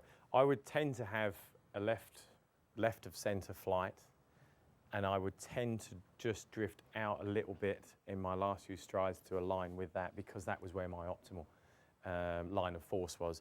I wouldn't coach that. I would want to make sure everything's straight. But as I kind of developed, I found things going left and worked with it. Having said that, a lot of the times when I was trying to throw down the right sector. So I didn't do what Pickering did last year in Rome and spear a long jumper, you know. Yeah. No, we actually worked on making sure that to take advantage of this left side connection, right? It's just a natural quirk. Yeah, it was a natural Yeah, quirk, it's- but we actually No, spent no, no, we actually exactly. spend a lot of time. I can remember Steve calling from bloody Monaco Grand Prix, whatever, and we'd have conversations about, he said, I've done a little bit here, and I'm feeling that. I said, well, Jan had a really useful. He did his sort of throwing into quartiles. He did upper left, upper right, lower left, lower right, and the sight line sort of linked to the lower quartiles, if you like, and then his, Jan used to consciously put it to the upper right because of his rotation style. So he went upper right, and Steve played around with that. And when the things were going horribly left out of control a little bit, so the connection had gone too far, if you like, the correction was actually to concentrate on putting it into the right quartile. It always went left to centre, but actually it brought it back into that sort of zone, if you like. I've always sort of associated that with a collapsing left side. Yeah. I presume But that again, Well, no. it didn't happen, no. you wouldn't Didn't No, happen. and a collapsing left side is actually quite interesting because you do see it a lot. But what you have to put in context here is that he actually, in terms of his movement, or the chain of movement, actually the connection was always usually pretty good. It's just that he had a quirk that went left. So it doesn't necessarily mean it.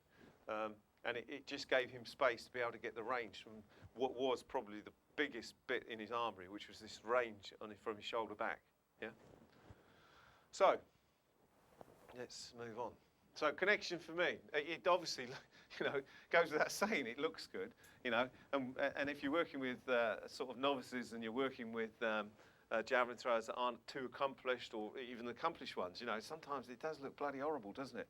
And a good throw, and they know a good throw. So when it looks good, that's when the coach needs to get in and say, well, what created that good environment? If you're calling it good, was it good rhythm? Did you have good connection? What was it for you? How did Kelly Morgan get her right to go in the slot? I bloody asked her how she did it, and she told me it didn't make sense to me, but I tell you what, it made sense to her. So you've got to take advantage of those internal, if you like, communication channels. Ask them what it was they did. Don't tell them. In fact, if you see something and you know it's a fault, just ask the question, what did you do? What did you do wrong then? Let them tell you what they did it wrong. It's amazing the number of times they don't know what they did wrong. And it's the ones that know they did do it wrong, how they did it wrong, actually you can put the corrective procedure in. Because you'll say, well, you don't want to do that, do you? Run straight, for don't serve them. Why are you throwing to the left? Well, I don't know, we'll throw down the middle then, for Christ's sake. What's the problem? Yeah? Why does it go right? Well, you tell me what. Throw it to the centre or throw it to the left. Challenge them as simply as you possibly can, and then get them to answer how they corrected it. Because it'll be their correction, not yours. And that is much, much more powerful than anything a coach can say. It's self-administered, it's self-generated. If it's wrong, then get the buggers to come up with another reason, yeah? Until you get to the point where they can repeat their own correction. That sounds pretty straightforward, doesn't it? I think so too. So control of body parts has to be high, and that goes back to all the stuff we've talked about. You have to know that your body's done. And more importantly, it has to be in this sort of unconscious zone. It happens as a matter of course. You can do it with your eyes shut. Because the more you can do with your eyes shut, the better you can perform the intricate details that give you that added advantage. So when he stood at the end of the runway, whatever he was thinking, it wasn't where his right foot was going to land off the impulse stride. It wasn't where the point was going to be when he came to strike. It wasn't, because it can't be. You have to demonstrate when you're seeing the athlete. You have to see that work's being done. So it's no good just being floppy dopsy and just. You have to see there's intent, and that for me is just seeing that somebody is really wanting to try something and working hard at it. I want to see work's being done. When work's done, and despite the fact it may not be in the right place, I need that kinesthetic chain to be in place. I need impulse, right foot, strike, left foot land, hand throw. I can't have it in any other order. The athlete can't have it in any other order. And I see so many wrong orders. And it's because they're poorly trained, poorly instructed, for whatever reason. There are lots of reasons for it. But you need to get the process and the order of the throw absolutely correct, because otherwise you have no connection. The javelin flight has to be optimized, and it is if you get that chain in order. You can slip it out to the left, not right, I don't think, because that means you do that. But if it's gone left, it means that you've kept in contact with your javelin, which is half the battle. It also means, with a bit of luck, you've actually got a bit of hip on it if you've gone to the left, because your hip takes you that way naturally. Your hip doesn't take you that way unless you've got it in the wrong order. Sure. The kinesthetic chain in order, if that's not right, that's a showstopper, isn't it? Yeah. But it's the hardest thing to do.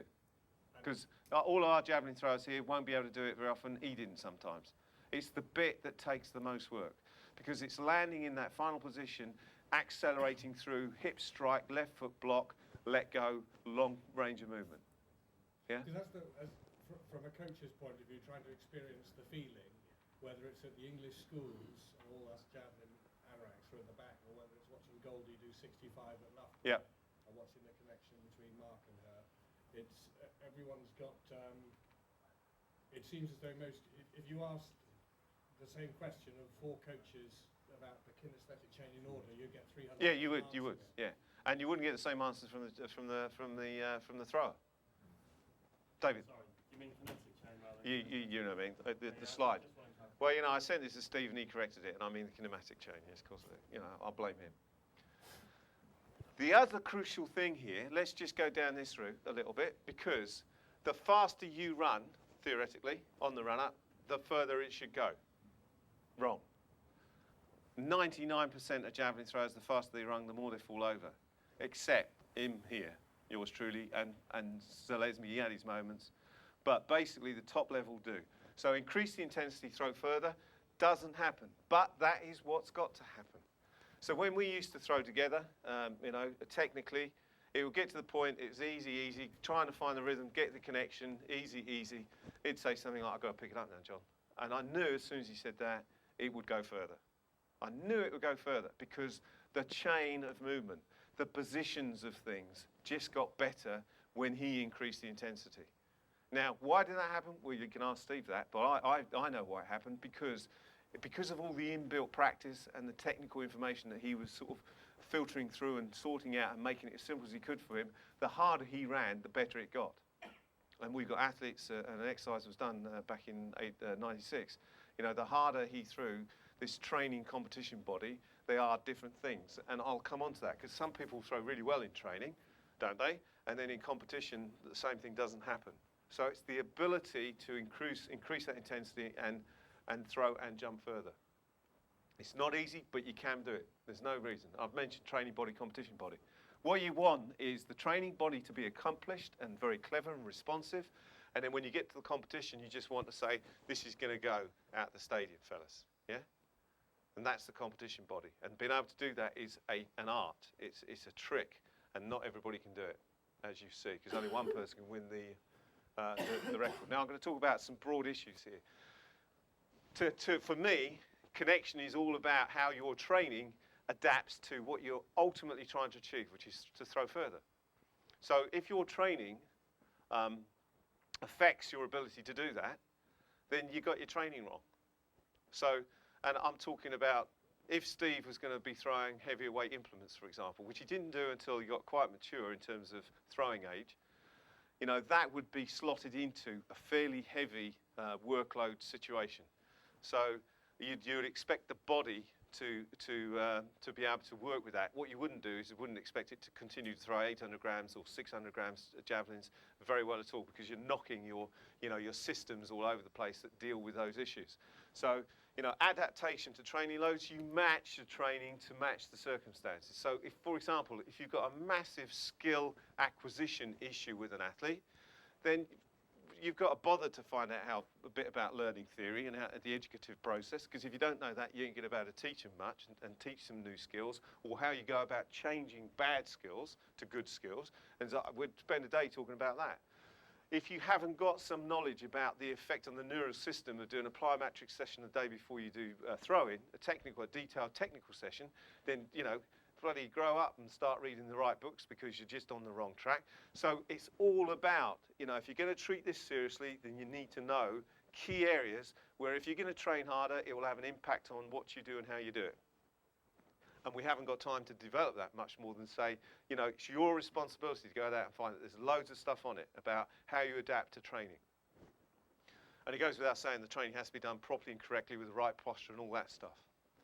Unconscious, conscious behaviour, of course it's easier if you've got all those skills wrapped up and you can just almost do it with your eyes shut, you know. That looks so easy, they could do it with their eyes shut. There you go. That's what you've got to get the athlete to. So when you're coaching, that's what you're trying to impart. You're trying to impart all of those conscious issues, hand position, sight line, right foot, impulse stride, good posture, making sure you're not leaning forward, leaning back. All of these sort of positional conscious factors, which then have to be automatic. So, you know, when he goes to the end of run-up, I'm not saying, hey, Steve, imagine you've got a tie on, because a tie actually, sort of just hanging away from you, is probably a pretty good position to keep in your crossovers. You know, we would have talked about it, because that's if you're leaning too far or leaning back and the tie is on your fat belly or it's leaning too far away, then they are key things that you just have to remind people of. But it's the ability to transfer that consciousness into unconscious. So you can stand at the end of the run-up and say, I'm going to generate this rhythm, and it could be a noise. That's learning theory, and it's about how you go about learning something, practicing something, challenging it, making it difficult, and then doing the business. And again, you can go away and read about that.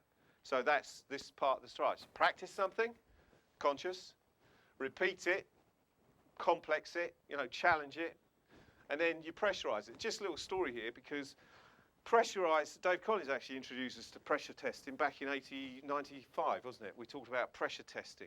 Now, I thought about this quite a bit, because at the end of the session, it's a shame Yates's not here, but years and years ago when I was throwing, I'm sure Peter did the same thing. At the end of the session, 600 used to come out the quiver and crack it for a bit of fun.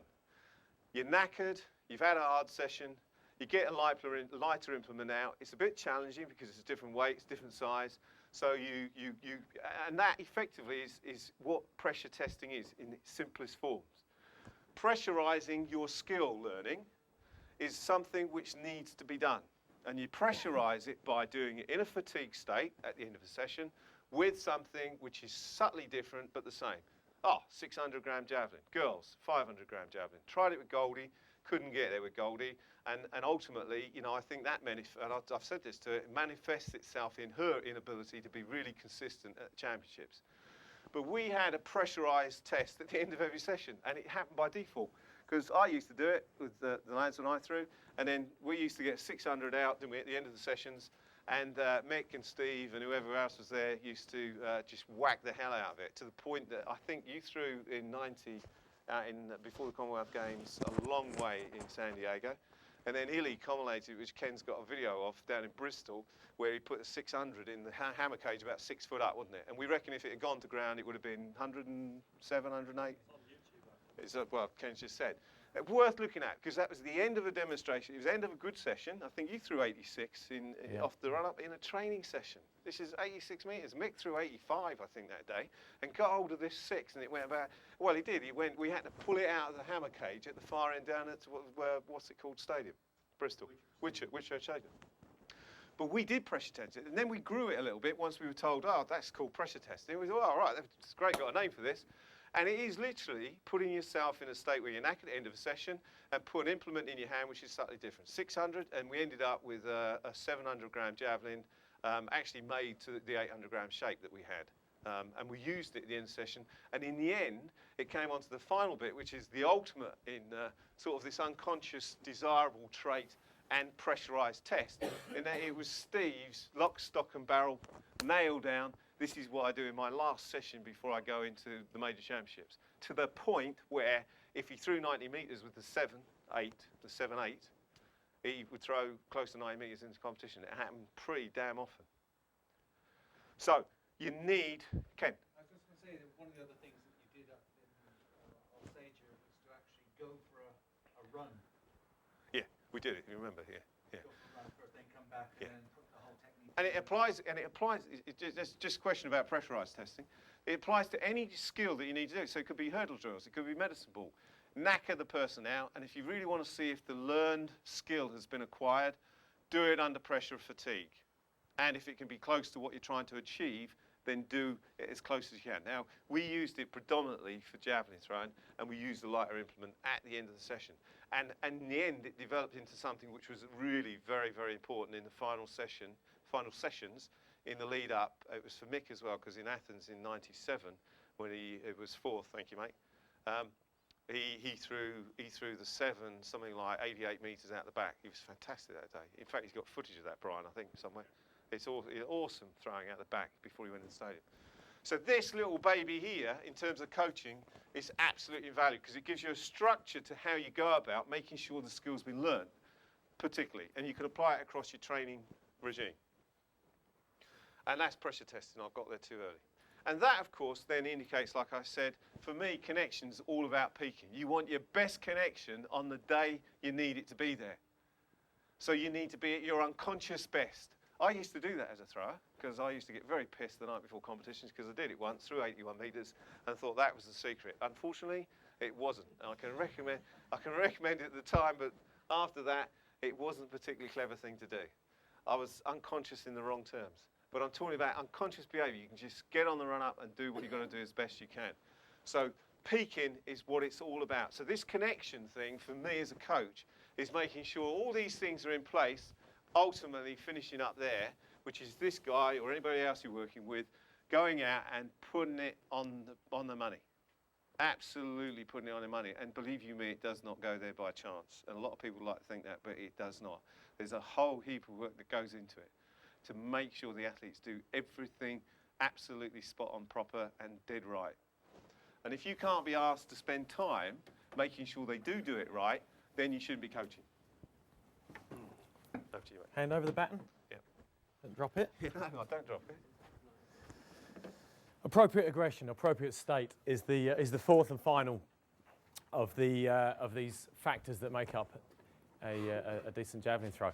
And for me, this is the one that kind of pulls it all together, because if somebody is appropriately has a readiness, has a ready factor, then of course the other bits can fit together. And this is the reason I say this all pull the rest together, is that if I kind of illustrate this, and I pull this round, so if I kind of illustrate the other three as rhythm, range and connection. So they kind of have a relationship with each other. And of course you wouldn't want this shape or this shape. You know, you want to have a rhythm that fits the amount of connection and range that is appropriate. But what we're looking to do in terms of the optimal state is turn that and grow each of these simultaneously to create that. Because ultimately, if I can stand at the back of the runway, and I've had this conversation with Mick about when you want to go, and of course it's about throwing the javelin further.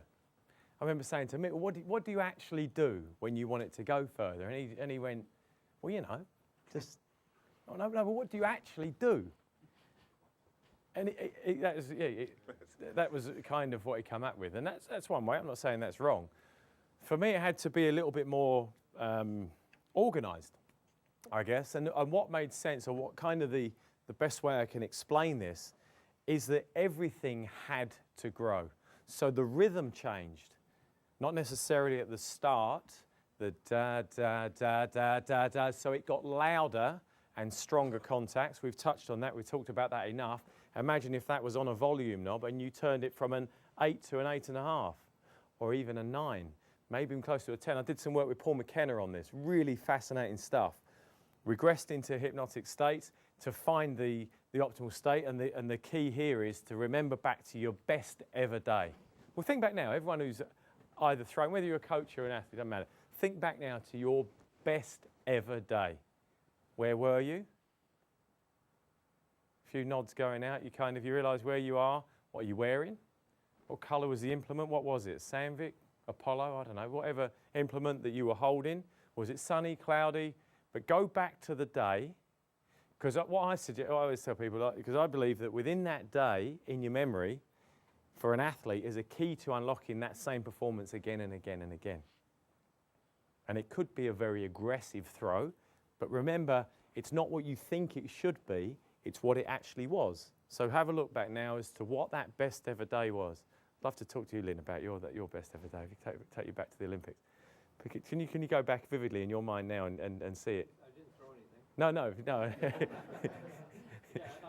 But you as c- we're talking, I was actually You can actually go back and feel it. saying, yeah, and something I've often thought about. I watched, yeah. Absolutely. And I think to go back to the story about the Paul McKenna, so we went back to the Stockholm throw actually that I showed you earlier in the first part of the presentation, that 89-metre throw. And I relived that whole situation of the throw and how it felt and how I stood on the runway and all those little bits of tension in throughout the body and the rhythm of the approach and how connect. And I replayed all of that. And we did that in, like I say, in a regress state, which was a bit of a fascinating day out anyway. And then what he did is we created this picture, and then he had like what was he described as a volume control knob on the bottom right hand corner, and he built that into the picture that I had, and he said, well, where is the volume? Where is the pointer dial on that? And it was somewhere close to max, probably about 3/4 of the way round. And he said, what would happen if I whacked it up to max? And I would say, well, I can't handle that. You know, that's not. So he said, okay, well, let's just tweak it from where it is, just tweak it a little bit. And what I'm suggesting is, if you say you can picture your best ever day, well, what if it was, and let's say for argument's sake, it's a 70-metre throw. Well, what does a 71-metre throw look like? And then a 70, and okay, yeah, I can feel that. I can see how connected. I can feel the rhythm of that. I can feel that would need a little bit more range. If we then said to a 70-metre thrower, what does an 80-metre throw feel like? 80-metre throw feel like? Wouldn't have a clue. They might think they would, but I don't believe. And in the same way, I would go, right, 89, I can feel that. 90, as I tweak up this dial. Oh yeah, I can feel that. That's just a little bit more there, and a little bit more, yeah, and okay, I can feel it. Whatever the detail is, I can feel it. 91, oh, it's not quite as clear. 92, But the point is that you're just trying to tweak it up. And I think some people try to jump too much. It's just going back to the best ever day and slightly improving it. The optimal state is somewhere within that day. I say some people like to be aggressive, and I've chosen a video clip here as an example. Is probably the most aggressive looking thrower. Whether he, just by the way he took off there at the start. I mean, you can see he's just like a bundle of energy. And I was there that night at 92 metres in Zurich, Raymond Hecht. And you can see, look at the way he takes off at the back of the run-up. There's like a, oh yeah, that's a good idea, yeah. That's better. Should have done that from the start. Yeah, should have done. Off you go, bam. He just I'm not for 1 second suggesting that is a technical model. I think all I'm exploring here is what's going on in the mind of Raymond Hecht. Now for me, yes, it's a balanced, the rhythm's right, it's very connected, and the range of, the rhythm, the range and the connection are all well balanced. But he's tweaked that up, and it was quite unstable. This was the week after the Olympics where he actually should have won. It was the week after the Atlanta Olympics. He was 10 days late, wasn't he? Well, he fouled a throw that would have possibly even won it with his shoelaces. And he was pretty mad. I think the madness and the anger came out in this throw a week after. But I think it kind of illustrates where this could go, not should go, where it could go. For me, it was a lot more of exploring, just bringing everything out, the rhythm, the range, the connection. Steve, can I just use an expression we used to use in long jump, controlled aggression. Controlled aggression is great. What you're talking about there is elevating your level of aggression. So the danger is, can you control it? Because what you seem to be saying is that this guy threw that far because he was much more aggressive in that throw. Yeah. Now he managed to control it. But is it the danger of elevating your aggression and also being able to control it? I think absolutely, and I think the one that breaks down as we push this triangle of the rhythm, the range, of the connection, normally is this one, the connection. Because as somebody goes into it as fast as they can, and they fall away. See it time and time again. And often, someone falls over the left side, they've come in too quickly, and they have to have the appropriate range because that's the speed and the rhythm of their approach. The amount of force that's coming back up through the body is too high for them to control, and you have to create a hinge just to let some of the force go out in a controlled way. And obviously that has a negative effect on the distance of the javelin. So what I'm suggesting is keep this equilateral triangle in the rhythm, the range and the connection and bring them all out. So in a short throw, in an easy throw, there's a rhythm, there's a range, and there's an appropriate aggression. And they all increase as they go back down the runway. And I think a good word for training, going back to what John was saying, the training comp thing, is it's not training, it's practice. So you're practicing something that then we're going to do in the competition where there's a higher and a more elevated level of controlled aggression. I think is a great phrase.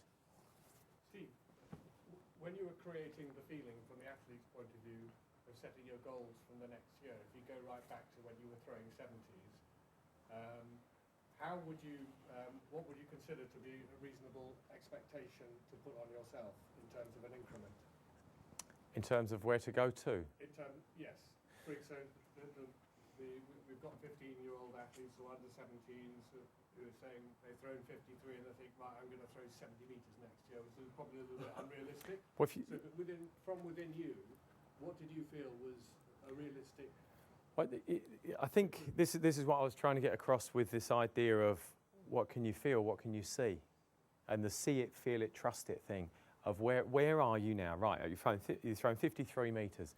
Can you, and it's only for the individual to say, can you see and feel a 55-metre throw?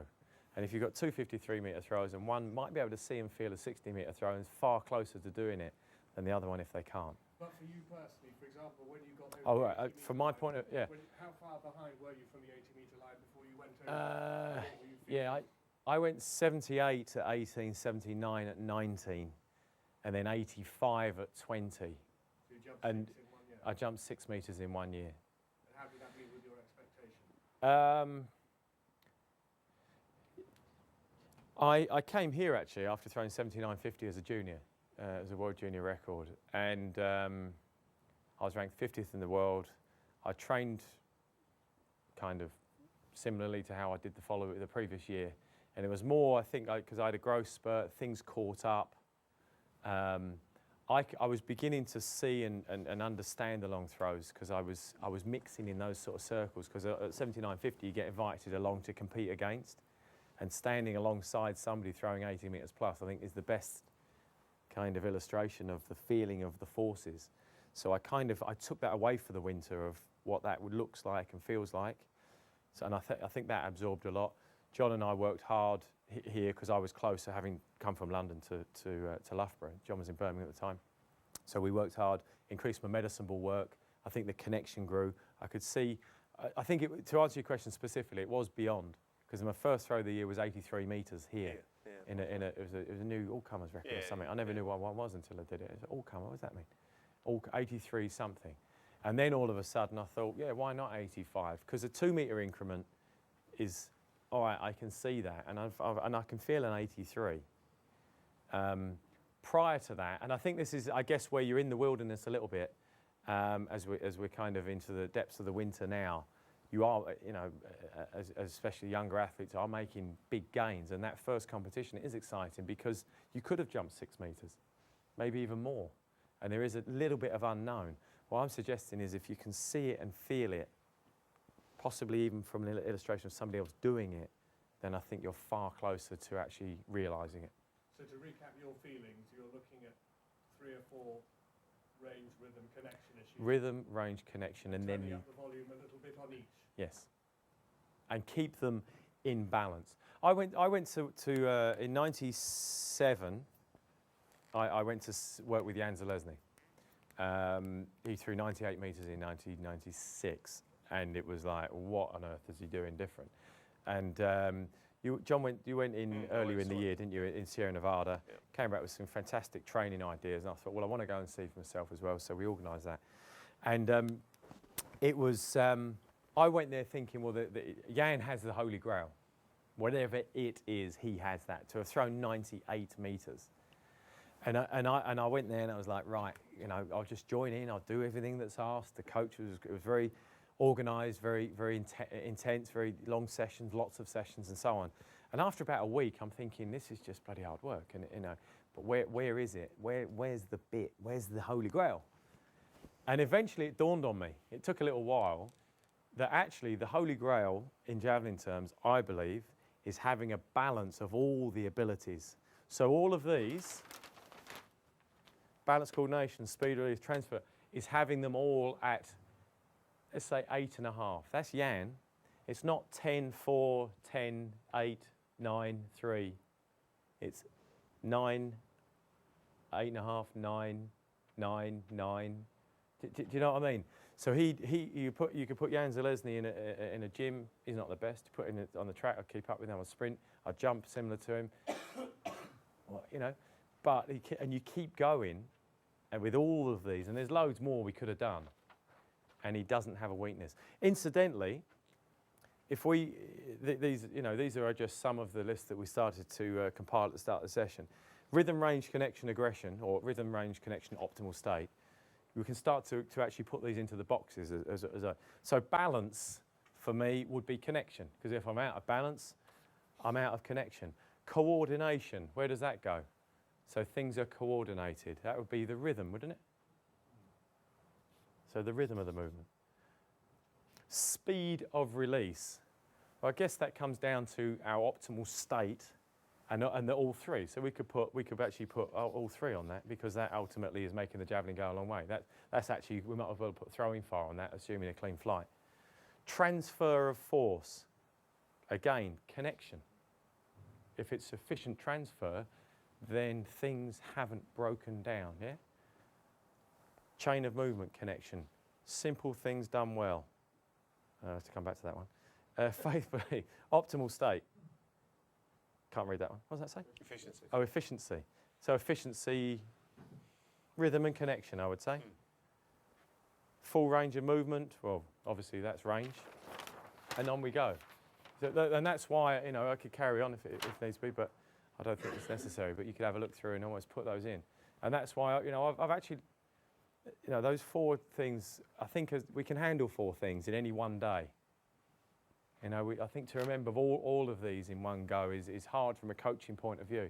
But I think if we kind of look at that and say, well, is the range of movement good, yes or no? If it's, you know, and get the big picture, we can then look into the detail of why it is or isn't.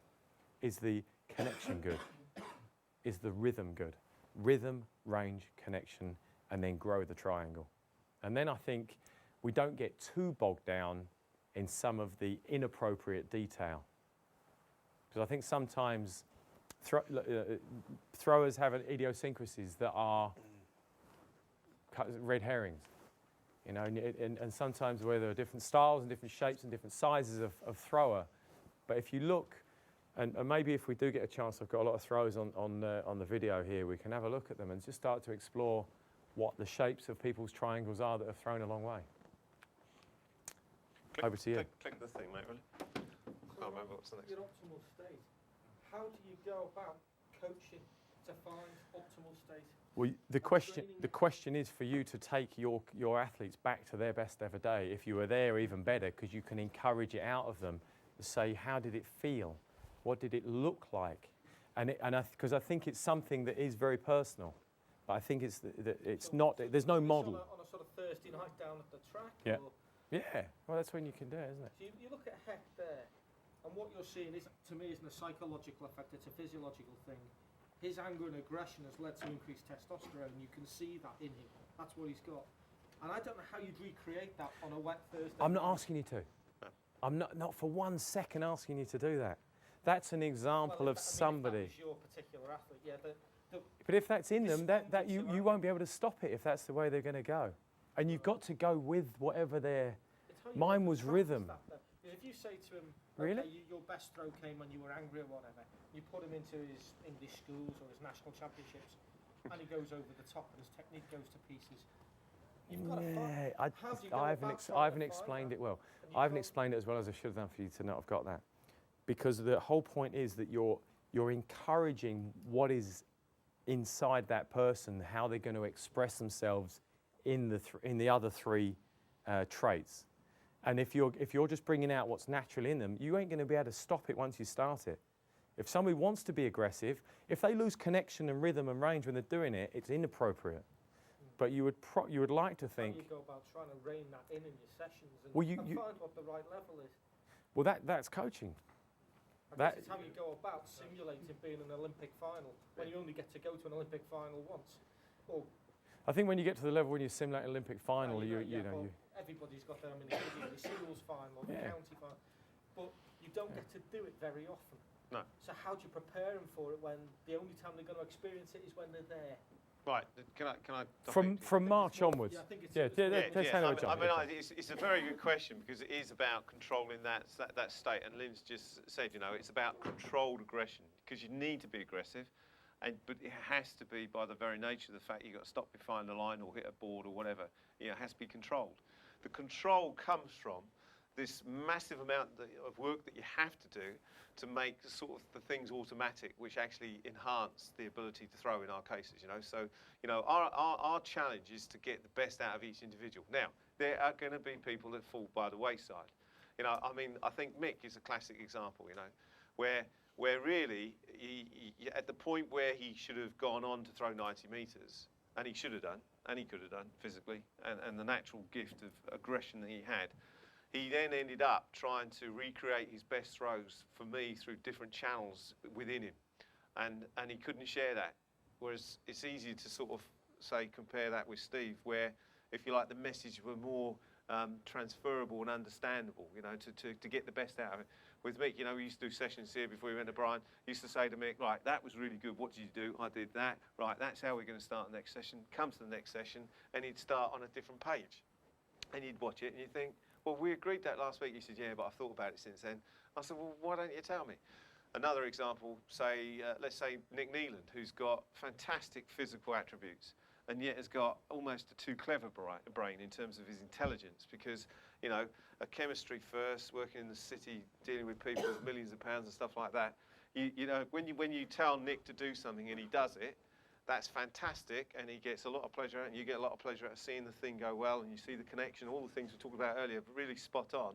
And then you say, right, do that again. What you don't know is the formula in his head, as he walks back to take his next throw, is going through about 30 different bloody mathematical formulas, equations, that you've got no idea about, and you just want to see the same thing done again, and he's chucked in some bloody equations that you've never even read in your life.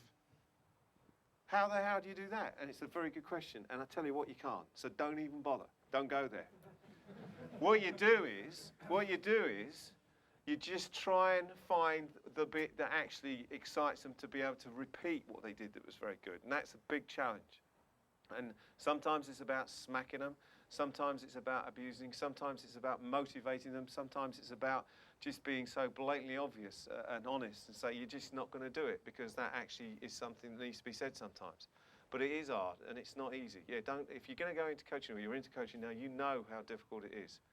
And the pleasure of getting the right outcome, it doesn't happen that often. And you're more likely to get a phone call at the end of it saying, I'm just going to chuck this in. And you say, no, don't do that, because you want to keep them continuing. So it is a real challenge. But keep going at it is what I've got to say, because if you don't, then you'll never satisfy your route. My way, I thought, of throwing far was absolutely getting legless on Kings and Barnes ale the night before, because it worked a couple of times. And I guess it actually just made me relax a little bit more, because I did want to get in and sort them out. A bit like Illy, really. But I never knew what it was that unlocked my true ability, and therefore I couldn't repeat it as often as I would like.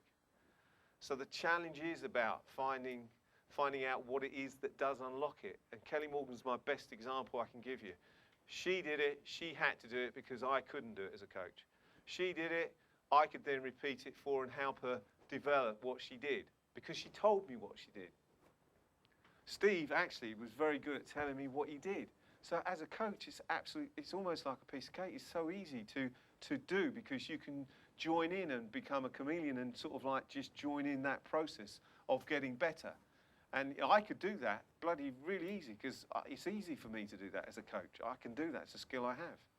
Not everybody's got it, but that's what you have to try and do. But the bottom line is, athlete has to take responsibility. Athlete has to know what it is that actually makes them tick.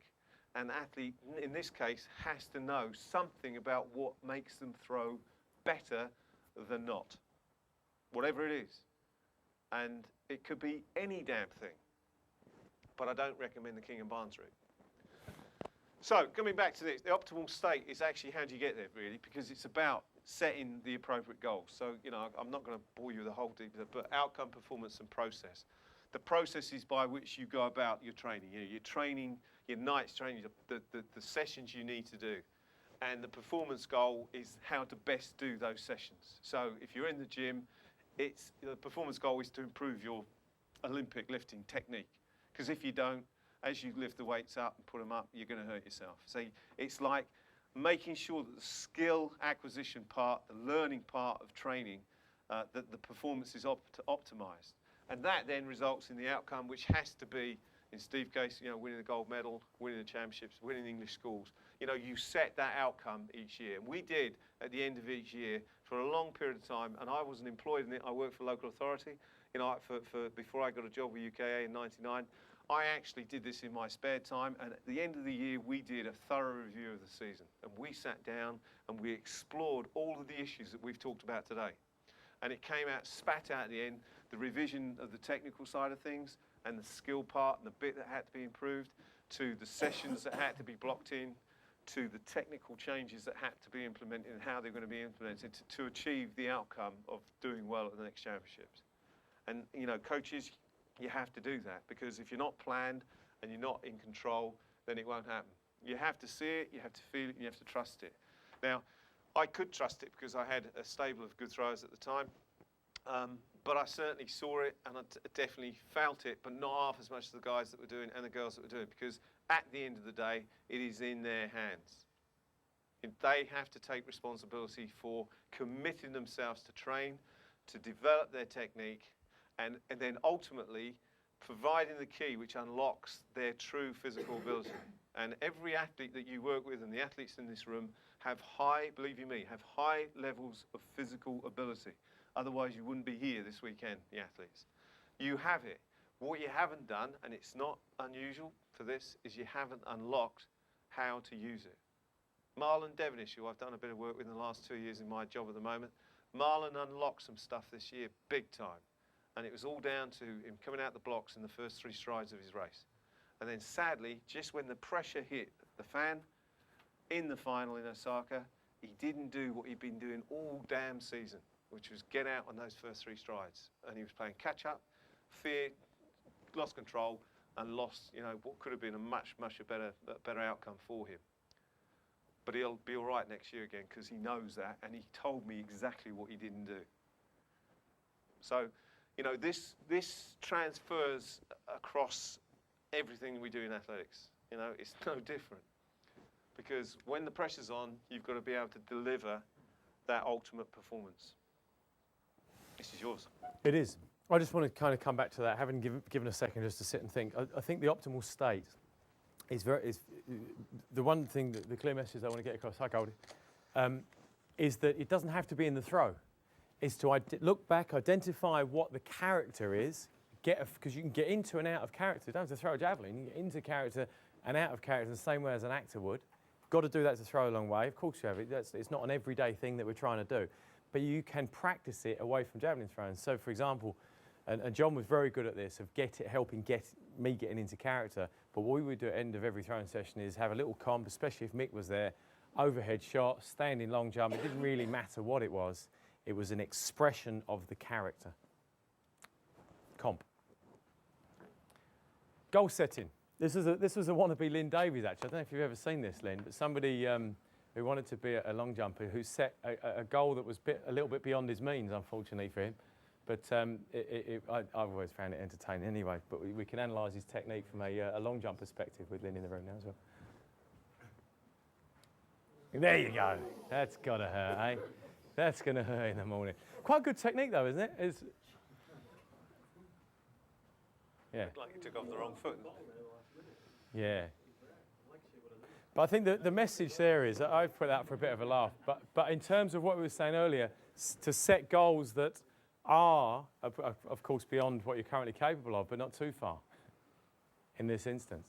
And I think for a 70-metre thrower to have ambition of throwing 90 metres is fantastic, but realistically to be able to feel, because that 3-step, see it, feel it, trust it that John put up on the previous slide, I think is an absolute belter. And it's a sequence. First of all, you see what a 71-metre throw, then you've got to transfer visual into feeling. into feeling what 71 metre feels like. And then, of course, you've got to trust it under pressure. Great little one to remember on a daily basis, that. I'm not sure where we go from No, here. go on next. Go move this one. I've done it. I jumped ahead. Oh, did you? Yeah. Yeah. Done that. Okay. So, by way of a summary, because we're supposed to be finishing now, are we? Yeah, we're all right. Lunch is for an hour, isn't it? So we're overrunning, but We're overrunning a little bit. Yeah. We won't hold you to it. I just wanted to do this because it was something John asked me to do years back. Say 10 things that a javelin thrower should do, and I revisited this. So let's just have a look through it because it's probably 10 years since I did it. But let's have a little look. For number one rule, as javelin throwers, don't get hurt. Like, really stupid to say, but if you think about it, it is incredibly important because the one thing that will change our technique more than anything is pain. Yeah, of course, we've all been there. The one thing we can all do to make sure that we don't get hurt or to minimise the risk of being hurt, because that's the nature of the beast, is to go visit our physios when we're completely healthy and get a little MOT. Get a full head to toe, what am I susceptible to, and have a look at some of the balance of muscle from left side to right side, from front to back, and make sure that things are stable. And I think it's something that I wish I'd done it. I would have foreseen a shoulder injury, I would have foreseen possibly an adductor injury, and I could have prevented Achilles problems because I had weakness in it, tibialis anterior, and so on. So to go to a physio and say, check me out head to toe. I'm going to tell them what you do, and I would get you to encourage it. It might cost you, I don't know what's a physio appointment now, 40 quid, but it's one appointment. When you get an injury, you need eight appointments, and you need 4 or 5 weeks off. So it's a cheap route. So number one rule. Number two rule, of course, prepare for the session. By that I mean occasionally I was guilty of this. John always used to say to me, I'd know when you turned up whether you're ready or not. And I know what he meant, because sometimes you're busy. And sometimes you're not quite ready and you turn up and, what is it? Oh, yeah, I'm throwing. And I've turned up with 2 left boots before, no boots, no javelins. Wrong train. Wrong day. Wrong day, yeah. No, they've all been ticked off. But that's part of what I mean. But what I really mean is to turn up with the right mind frame. And I think to preempt the session with some idea of thinking back to the best ever day. So to get into the character, to give you an idea of this idea of getting into character, for a major championships, I would take a week, and John would tell you, I would change. It was Jekyll and Hyde stuff. I would become a lot more quiet, a lot more introverted, but I'd be running visuals over and over again as I gradually got into the appropriate character that was built on my best ever day, not what I thought it should be. Did you prefer to know what the session was going to be then? We always knew what the session was going to be because it was throwing sessions. Yeah. And we were flexible. This is the whole point of how we trained. It was flexible. If I said to John, I'm a bit tired of it, we back off and do something more technical, feel good. And this was, again, John's skill was that if it looked good and it felt good, John would encourage, come on, let's throw it out the park. Whether it's February, March, April, doesn't matter. If it feels good, you go for it. So there was very much a give and take on that. Very important to of course, have quality from the beginning of the session. By that, I mean when you first arrive at the session, what do? You put your bag down, put the javelins down next to the sector. What do you next do? Maybe go for a laps jog, 2 laps jog. Each of those contacts is a chance for you to start to feel, or for your athletes to start to feel the transfer of force up through the body. So we might go posture check, head check, relaxation in the shoulders. It's another chance to finally get into character and to prime, as psychologists would call it, to prime the appropriate movements and even a little bit of rhythm. Because even in the jogging, there's a rhythm to it. And starting to feel the rhythm of the approach right from the start of the session and even those steps. Of course, then stretching, quality of stretching, have a routine. Going through those early drills, we're priming. And the better and more effective we can make those, or the cleaner those early positions, even in the standing throw, make them, when it's very conscious, if they are quality, that will have a knock-on effect to the rest of the session. Quality, not quantity. I think one thing I would always do is throw to a point. If I got one I knew was right, I'd stop. That was session over. And it might be 4 throws in. But it was just something that was in me, because I knew that if I went on from there, it might just go backwards, and it just was inappropriate. And then I actually realised, it wasn't later on until talking with Dave Collins about this, found out why it was. And he threw the analogy of, and he asked me the question, I'll ask you, what's 3 sevens? Shout out, anyone? 21. What do? You go 2, 7, 14, 21. Okay, if I say again, what's 3 sevens? Yeah. Of course, you've done the equation. You know what 3 sevens are because you've just done the equation. The exact same thing in the acquisition of skill is that I'm here, I'm tight, I'm connected, I've got good rhythm, I've gone da da da da da, boom, good throw, I've expressed it. What's the point in doing the equation again? You're better off coming back another day and building and asking the equation, that complicated formula of what the positions and the feeling of a good throw is, rather than hammering it in. 3 sevens, 3 sevens, it doesn't matter. Okay, does that make sense? I think actually just a comment here on that is that I used to, because I didn't work in the sport, I used to go down and see Steve drive for 4 hours, get there and have 6 throws and fucking excuse me, and then have to turn around and go back again. But what would you rather though? Yeah, no, but the point is here, it was absolutely crucial because for the reasons he's just said. And I see other events, the throws, heavy throws, where actually this is not applied. This rule is not applied. The quantity seems to be, for some reason, a route which is actually, the road to nowhere. Just before Ken, before you said, there's a better example than that you could have used. John came all the way to New Zealand for 2 run-ups, and then flew back the same day, prior to Commonwealth Games. Yeah. Isn't it? And I lied when I got there. Yeah. What have you left on the run-up? Yeah, that's right. No, I lied when I got there, which is another art of coaching.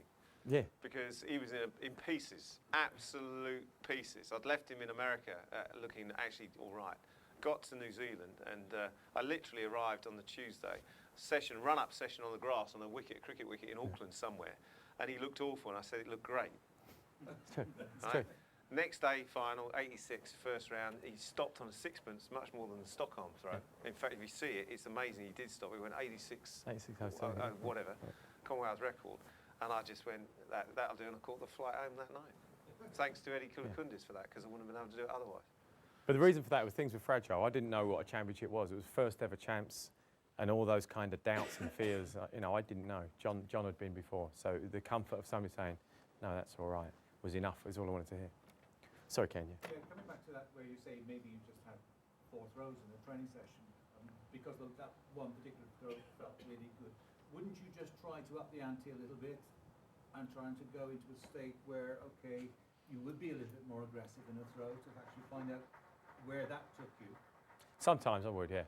But I'd kind of know where I was. Really test that. You don't know where you're actually No, going to break down. yeah. But interesting. Do you want to take it? Let's see, the danger in going over and having a bad throw and finishing on a bad throw, though, I think it's sometimes more detrimental. Yeah. And I think you know in your mind's eye. I always remember a warm up in Munich. Yep. And I think we planned to have half a dozen throws, and I went 1, 2, and I could see. I talk about see it, feel it, and I said to John, the next one is going out the stadium, and he said right, and we didn't have another one, and I went into the stadium itching to have my next throw. So I think there's a context and a situation. If it's prior to a final, or if it's practice, not training for me. So if it's a Thursday night and you're competing on the Saturday, don't express it, save it. Oh, there's one in there. There's a higher level. Walk away. Why batter it to death? But if it's February and you're searching, then maybe. But it's a good point because it is really difficult, and you have to know your athlete really well to have the courage to say, don't do any more. It was impossible to say it to Mick. Right, and Brian will know that. It was dead easy to say to him because you knew the next one would be better. And that was a subtle difference between two. But interestingly, it's far better to have quality, not quantity. So just remember that as a philosophy, please. And it is far better to stop the session than to just have another one to repeat something that was really good. And it's also shocking to continue if it was really bad, obviously. But the key issue is here, you can change tact. You can change tact, and he's just summed it up just now by saying something also very, very important. At the end of the session, what you do is you drop a line, and if they've got aggression in them, do something else. Standing long jump, something really simple, overhead shot. If you want to do a bit of a test to see how they are, get the 600 out, get the 500 gram out, right? But change the focus. You have to be able to change, and that is down to good coaching. It's nothing else. Please. All right.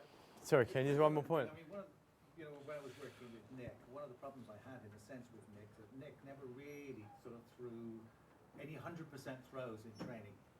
and never ever saw, and therefore it was difficult to actually try and find out what was going to go wrong when he was in a competitive situation. You were always just slightly, amiss as to what might go wrong.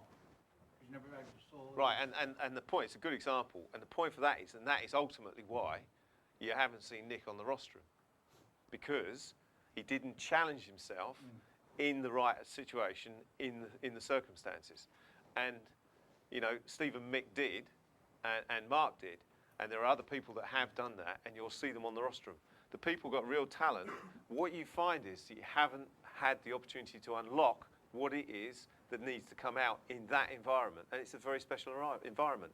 And you have to try and, no matter what level you're at, you have to try and set it up in some way. You have to set it up in some way, and only working with people you know what the way is, and you may not even get there. Would it be fair to say that if a coach hasn't got you to where you need to be before you're a competition, certainly not going to have much of an impact while you're in the competition? A coach is something with four wheels to get you to your competition, and then you're on your own. So this sort of stuff has to have happened before. I think if the coach has ultimately done their job, they kind of worked themselves out of a job, haven't they? Yeah. Made themselves redundant by actually empowering the athlete with the ability to make change and to be aware and to make decisions when they're not there about change of technique, because that's part of the passing over of knowledge. But one thing that really winds me up, and I've seen it, is coaches giving new instruction to people in the middle of the competition. Oh, I see, yeah. I firmly believe that the coach and the athlete is a journey that will change, that you're looking to improve, make the triangles bigger. But once you've got to a competition, surely you've done your bit up until that point. It's up to the preparation has been done. And I think sometimes from an athlete's perspective, just the familiar face to kind of say, so half the time John, was waving his arms around and doing this stuff, and I didn't have a clue, but it was great. I didn't know, but it's great. It was great to it was almost like a cue or an anchor in psych terms. Familiar. Oh yeah, I'm used to seeing that. Oh, that has an effect. I don't know what it means. Consciously, it didn't make any difference. A new piece of information. No. No, you can't do that. I think what tends to happen is, as a coach, you get to know the things that are actually going to break down as far as your athlete is concerned in a throwing competition, and therefore maybe just one or two things. And sometimes it's just a case of identifying with the athlete in that competition, saying, right, okay, left arm, right leg, and that should be enough, really. Yeah. It is obviously better though if they're the athlete's cues and not the coach's cues, and that is the really hard call, because he'll talk about as he goes down. He'll talk about cues and anchors, and they'll be his. They won't be mine. They won't be mine at all. Let's whip through, because I'm conscious that we're really running. Yeah, we're running short of time. So we've talked about that, having a balance of all the abilities rather than having one of these at a 10, another one at a 5. Very inappropriate. Yeah, and that was the holy grail, remember? Balance, I think that's I guess that kind of evolved a little bit into connection. For me, if I were to put that into, so balance is essential in transfer of force. Cues and anchors, as John said, I think the Kelly Morgan story, I think, is a very good one of, she thought weight, what that meant to her, it doesn't actually really matter. But the point is that it was taken from her to the coach and given back to her. And again, this is what John did well for me, was that he used my terminology rather than telling me his. And therefore, when it came to it, that actually, it made sense. And you develop your own terminology between coach and athlete, don't you? I know people who've listened to me and John talk. We had a conversation about a throw, and they said we could have been talking Swahili because it was terms that we used about the throw that we developed. And I think that's part of the art of the throw and the understanding. Acceleration, I think the rhythm, we've touched on that. I think we've done that to death anyway, but it is one of the massively important tips. And the point is to make it the javelin to go a long way. But there's 2 points to make it go a long way, and this point is the point, because that for me holds the key. If that point is a fraction out of place, as in up here or out here, it ain't going to go. And I think to remember the point is everything, is key, and it will connect. In terms of going back to connection, the connection of the point to the rest of the body is hugely important. Relax, I think we've touched on that in terms of the connection. It's appropriate relaxation with tensions in some places and relaxation in others, but I think the general rule is that if it's not needed, relax it. So if something's tight unnecessarily, we don't want it to be. This is one that I think is worth exploring though. Pushing that back hard and create tension, because it's like a ruler on a desk, twang, as opposed to floppy. Have a play with that, because some people throw a long way with floppy, and we can translate that to other feelings in the body. But I think generally for a beginner, sometimes we make it too relaxed in inappropriate places. Yes, relaxed here. Yes, relaxed here always to allow the spine to move, because that's the start of it, but tension here. Yeah, I'm just going to finish off here. I won't cover the final two, but I just want to say three things to finish before we go to lunch. We're really late. I think you'll get the message today that the communication process between coach and athlete is the key. But the only person who can unlock the talent they've got is the athlete. It's not the coach. The coach can just provide the nudges and the pushes and the cues and form some sort of dialogue, which then is translated. And I'm sure when I've tried to watch, well, here you go, here's a good example, Kelly Southerton. I was speaking English, she just was in Italian because she didn't understand a damn thing. Or, no, she understood it, she just couldn't, her body was Swahili because her body just didn't respond to the Italian or the English, yeah? And it's a strange circumstance to find when, I've been so successful in terms of trying to unlock other people's talent, if you like, over the years, to come across somebody in multi-events who, again, I'd done a lot of work with over the years, and I couldn't unlock anything. And she can throw a ball and connect. She can't throw a javelin and connect. So the connection part of her is the issue. She can generate the rhythm, the range and stuff like that, and then ultimately there's no connection, which then loses the range, and therefore that's what the problem is. So the communication has to be key, and you have to be able to communicate in a way which is understood and translated into actions.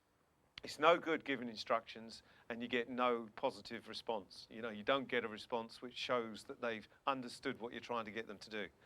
And you have to have a library of things. So part of the communication process is also having lots of different ways to skin the cat. That goes without saying. Next one is this cause and effect dialogue. This is going back to my educational background and stuff like that. It's that anybody in this room could stand out there and watch somebody throw a bad throw and say that was a bad throw, because it's bloody easy to see, isn't it? You get all sorts of indicators, like, the serpentine on the runway, you can hear their feet hitting the ground, you can see the javelin go point up or disappear to the left or the right or kill a judge, whatever. It's really very evident what is wrong. The cause of it, though, is what coaching is about, because you, as coaches, have to explore how you go about finding out what the root cause was. And, just saying something like keep the point down or leave your hand back or all these throwaway phrases that lots of coaches do use just aren't appropriate, because the point actually may be because at the start of the run-up, the damn thing was up in the air in the first place. Yeah? Effect is lost point, cause is actually nothing to do with what happened at release. It was set up wrong. So, that's an example of what cause and effect dialogue is in its simplest state. But you can almost bet your bottom dollar that what happens at the outcome end is totally dependent on what happened probably right at the start. And if it didn't happen right at the start, it happened quite a long way away from where the business end was. And coaches concentrate far too much on the business end and not on the cause of what's going on. Why does that happen? And it could be they just ain't strong enough, so it's all in the gym. It could be that they can't run technically correctly, so it's about learning how to run properly. It could be they've got no elastic strength or very little elastic strength. It could be they've got very poor abdomen strength. So it's all those things which are totally off the runway and need to be done properly. So that's that cause effect. The snag list is something that we got off Dave Collins again, in terms of just preparing for the worst possible things to happen. I always give this, and you may have heard it before, but one of the best ones was in Atlanta. The snag list was done, the dog was in the kennel. This is done in March, April time. Dog was in the kennels, parents were going to take it for walks. brother was going to go and water the plants in the house so they didn't all die when he came back home, and all these things. And if you know, you got the phone call to say, you know, mum and dad have just been in a really bad car crash, but you know, we want you to compete in the Olympics. You know, planning for that sort of outcome, those things, well away from the season, is once you get to this level something that because you're going to be away. But the best, one of the funny example is that I get a call in the middle of the night from Atlanta saying, John, they were in the holding camp in, Tallahassee. And he phones up, he says, hey, you know, bloody snagging this fantastic, I've done this, I've done that, I've got my boots are in the thing, I've got that, all my kits are right, I've got on the plane. He said, but there's one thing I left off the list. And I said, what was that? He said, my tacky's not tacky. And I went, your tacky's not tacky? Wash your crush, for Christ's sake, boy. You've been told I've been brought up properly. No, my tacky's not tacky. So I said, oh, crikey. It's so warm and humid out there that the tacky wasn't sticky. So I said, well, what have you done about it? He said, well, no problem. He said, I've gone out the compound, gone to the baseball shop, and he said, they've got tacky for everything. They've got tacky for this, and of course it's baseball country. Tacky for wet, tacky for dry, tacky for thunder, tacky for lightning. Tacky, he said, I've got stacks of tacky. I've got every possible tacky. So we'd left something off the list, but it resolved itself. So something like that, as you lead into that, is part of the planning process. Get all the negatives out of the way, things that are difficult to sort out, and you don't want to happen the night before you go to your major competition. And finally, to finish, and perhaps it's, what time was lunch? 1 till 2? Well, we've missed lunch, so we're going to carry on. Well, perhaps we'll come back to this, but I thought it'd be we'll have a quick look now. But here you go, there's some figures for Steve from 90 to 95. And we'll leave that on the board. And when we come back with Goldie, who's arrived, welcome Goldie, to start the afternoon session, perhaps I'll just finish off this slide and another little trick we learned as we went through this learning process of trying to get the best out of the athlete. But these were some stuff that you'll see, you know, not the strongest guy on the block, but not bad. David, I can always remember lifting 150 power clean at 18, wasn't it, David? 150k power clean? 20. Yeah, so, you know, you knock spots off the other fellas. But things like, you know, this 600 gram training throw, there you go, 90 through 100 metres. They then started to get too painful, and we moved to a 700 later on, so it all changed. But training throws, you know, at this time, you know, we're talking about world-class training throws here. Can remember them quite vividly, and I can remember throwing at Telford in the frost before 1990, going to Commonwealth Games. Both Mick and Steve. Steve threw about 85 in December, whatever it was, 28th, 29th, and Mick threw about 83 off the run-up, measured from behind the line.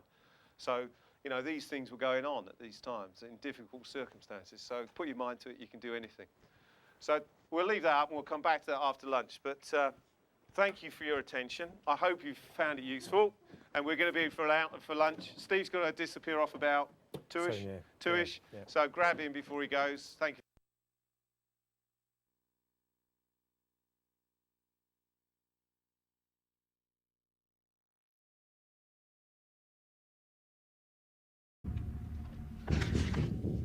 I'll be back.